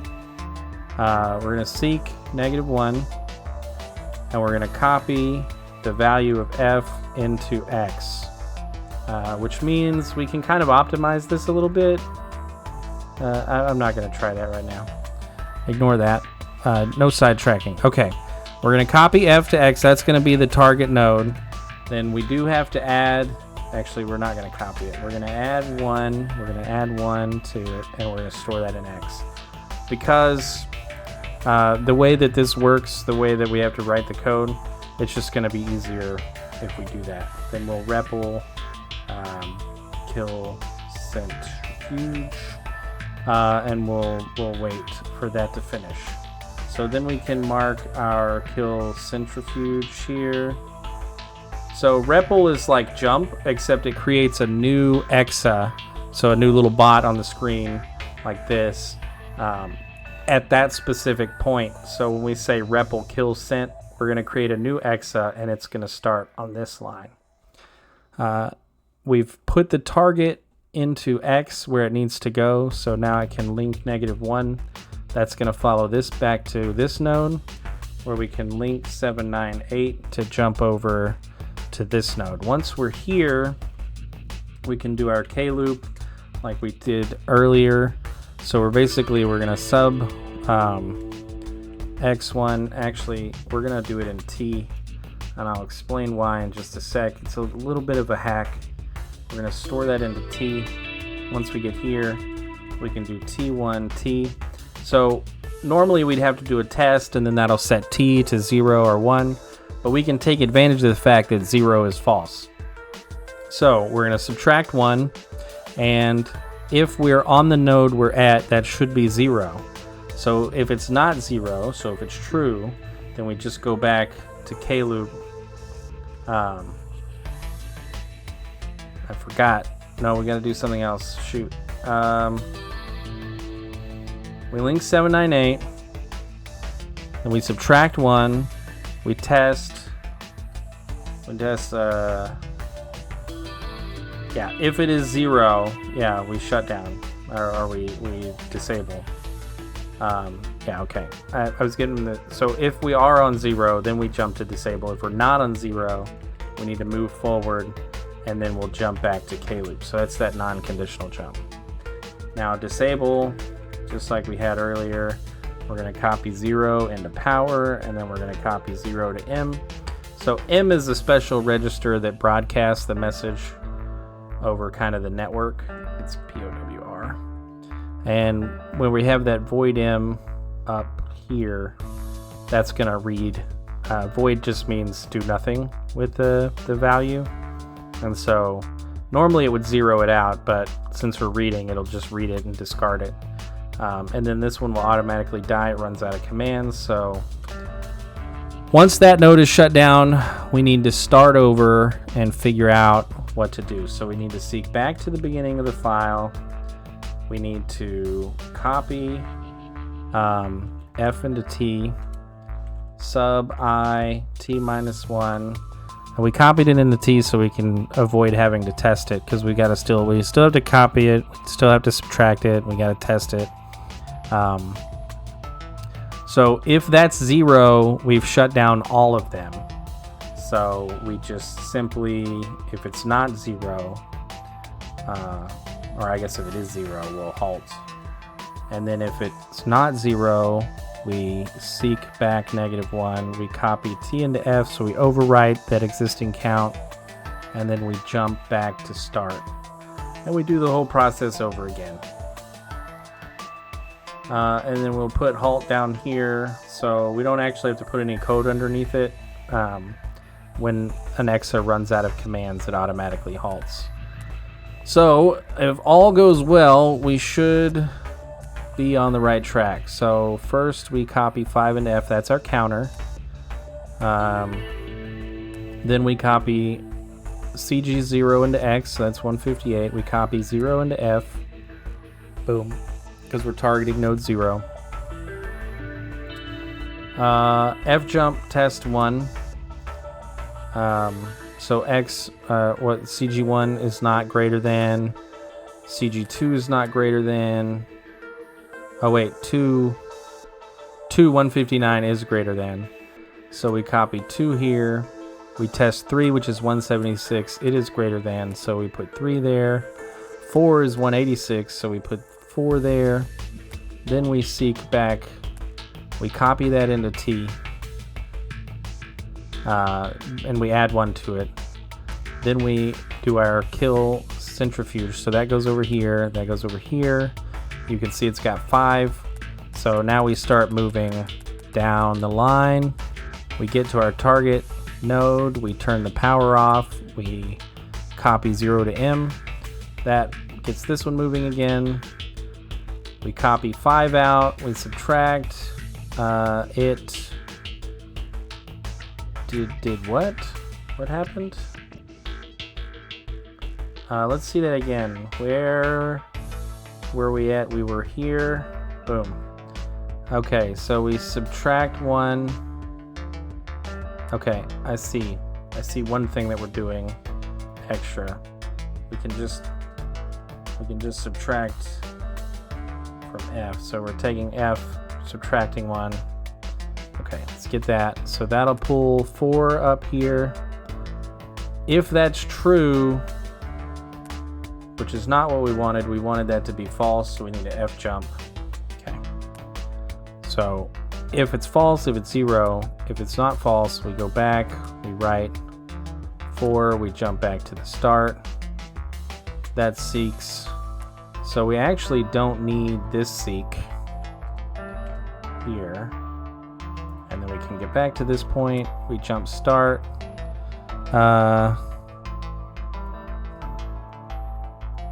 And do you only stream this game? I will be streaming... Oh, well, I'll be wrapping up after this level. Right now, I'm only streaming this game until I beat it. I don't know how many more levels there are because I haven't beat it before. But we are definitely getting near the end. There's at least 2 more levels. So I imagine that next time I won't be. We'll probably finish early. But normally I stream from 6 to 8 Tuesdays and Thursdays. And then the next game, I'm just going to put it in chat. The next game is going to be Chance of Sinar, which is another game I wanted to beat, but I haven't played in a long time. So Chance of Sinar is really cool. It's not programming related, it's a puzzle game, but you're presented with a variety of different languages that you have to learn throughout the game in order to progress. So people will communicate to you in different languages. You'll have to read signs that are in these languages, and you slowly kind of piece it together. And it's really cool because there are clues in one language. So once you learn that language, there's relationships where you can see like these symbols in this one language match these symbols in this other language. So you can start to develop the second language from the first, and then through context clues. I made it, I think, a few levels in, but we'll be starting a fresh game. So that one will be a lot of fun. Totally different from programming. A little bit more chill. So yeah, a couple more, maybe one more stream of this game. Depends on how many more levels there are. It's a long answer to a simple question. Okay. Let's get back up here. Once we start, maybe we... No, we don't want to wipe. We don't want to seek 1. We want to seek -1. So we'll go there, and then we'll go back to that line. That puts us back here. Whoa. Hold on. Okay, so we copy that. Okay, so we should be where we want to be. We don't even need to do anything. Copy that in. We go back up there. We copy in 0. We start over. 216. So this one should be 2. 2. Okay, what's going on? Next time. Yeah, okay. We were hoping you stuck around for more time. Yeah, no worries. I mean, I don't know how much longer I'll be in this game, but until this level's over, I'll be streaming. So, probably another 10 minutes at least. But yeah, next time. Have a good night. And thanks for joining. If I can type. I can't type. Typo. Boom, boom. All right. What do we got? Well, thanks for sticking around. I mean, if you have to go, you have to go. I get it. But I just appreciate it all the time. Yeah, no, greatly appreciate it. We had a bug, and I forgot what the bug was. Okay, we're gonna jump up here, and then we're gonna jump back up here. Yeah, it was the second round. So we pull in 216. We test 252 is definitely greater than 216. So we should be writing. Okay, that's kind of obscured. Okay, so 1 goes in there. Okay, now we're at 250. Ah, whoops, went too far. Okay, yeah, we've got a big bug that I did not consider. So not only do we need to do that, we also need to replace CGC1 into X. Yeah, we need to copy these centrifuge values into our X register.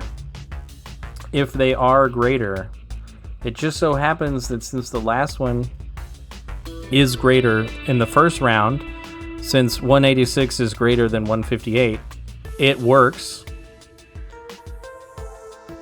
but it is technically broken. We don't actually need the value of 7 of CGC4 here, because we don't compare it against anything. It's either the greatest or it's not. Okay, let me go back up here. Now we've got 216. We compare 216 to 252. We've got 252 now. 252 is still less than 277, but 277 is now greater. And so we shut down no 2. So that's 0, 1, 2. We shut that one down, and all of our pressures have changed again. If you notice, there's a little detail here, like we've got these 2 centrifuges are not moving, but the other 2 or the other 3 are all shaking. Okay, I feel pretty confident we can run this. Okay, we did not wipe the file. We need to wipe the file that we have. So we didn't leave no trace. That's usually one of the things that we have to do, is leave no trace. And we are good to go. Wow, look at that. Size is lower than average, activity is average, and cycles is average. We did pretty good overall. Cool. Pretty happy with that level. So the part about the world not being real, I think maybe they were on to something. Okay, so to catch you up if you missed it, that level started with this Isadora character. Told us that the last stop kind of like leadership was a cult. So last stop in the game world is a convenience store. And this last stop cult believed that we were in the world wasn't real, and so they were building a nuclear bomb to destroy the fake world, I guess. I don't know. And we took it upon ourselves to stop them from building the bomb. Now our little AI companion, that's the kind of the driving force. We don't know why Ember has reached out to the main character, whose name is Moss. We just know that Ember reached out to Moss for help to hack some things, and we know Moss is sick with an in-universe kind of disease called the phage that's very devastating, and so we are hacking for Ember, so Ember will pay us to buy the medicine we need to stay healthy. Now Ember's telling us that the world may not be real, so that's fun. That's ridiculous. They didn't have the right idea about how to deal with it, of course, but there's something I've been suspicious about for a while now. Going to do more tests. Okay. There was this fun level we did with Last Stop. I think it was the last level we did with Last Stop, where we actually took this, like, peanut... Yeah, so Last Stop makes peanut blast bars, and we took the peanuts out of them, which is fun because that kind of trickles into some of the communications in the game. There's a little chat here.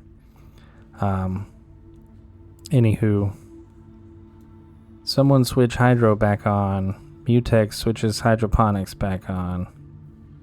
I've been feeling weird. Bad energy just reverberating around the universe. So the next level, we have to repair our visual cortex. So these levels are... I'm not going to do this one, but we'll jump into it. A human-machine interface created the phage. Some of the research. Alright, so these levels are like supposed to be inside the main character's body, where you have to like control your nerves. So this one, we have our visual cortex, and this one wants us to read a value from each optic nerve present, so all of these, and write the correct value to the nerve that runs deeper into your visual cortex, this one. To determine the value that should be written, count the number of values read that are greater than -55, multiply that count by 5, and then subtract 75. Repeat ad infinitum. So, yeah. That's a negative number for sure. Yeah, so it wants us to read all of the numbers that are greater than 55. So 1,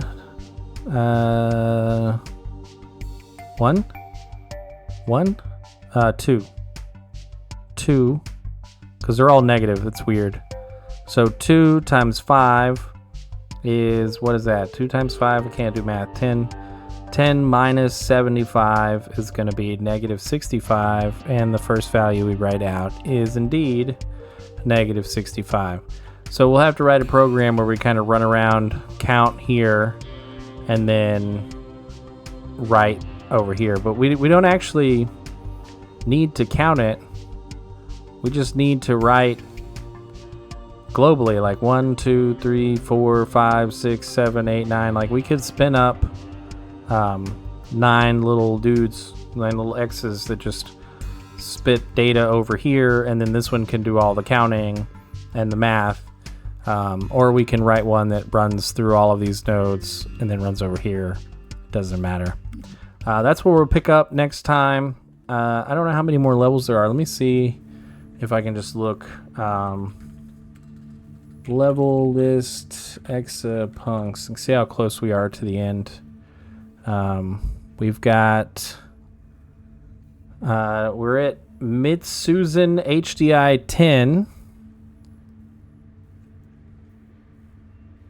Is that okay? What's the level before it? Last Stop Snaxnet 2.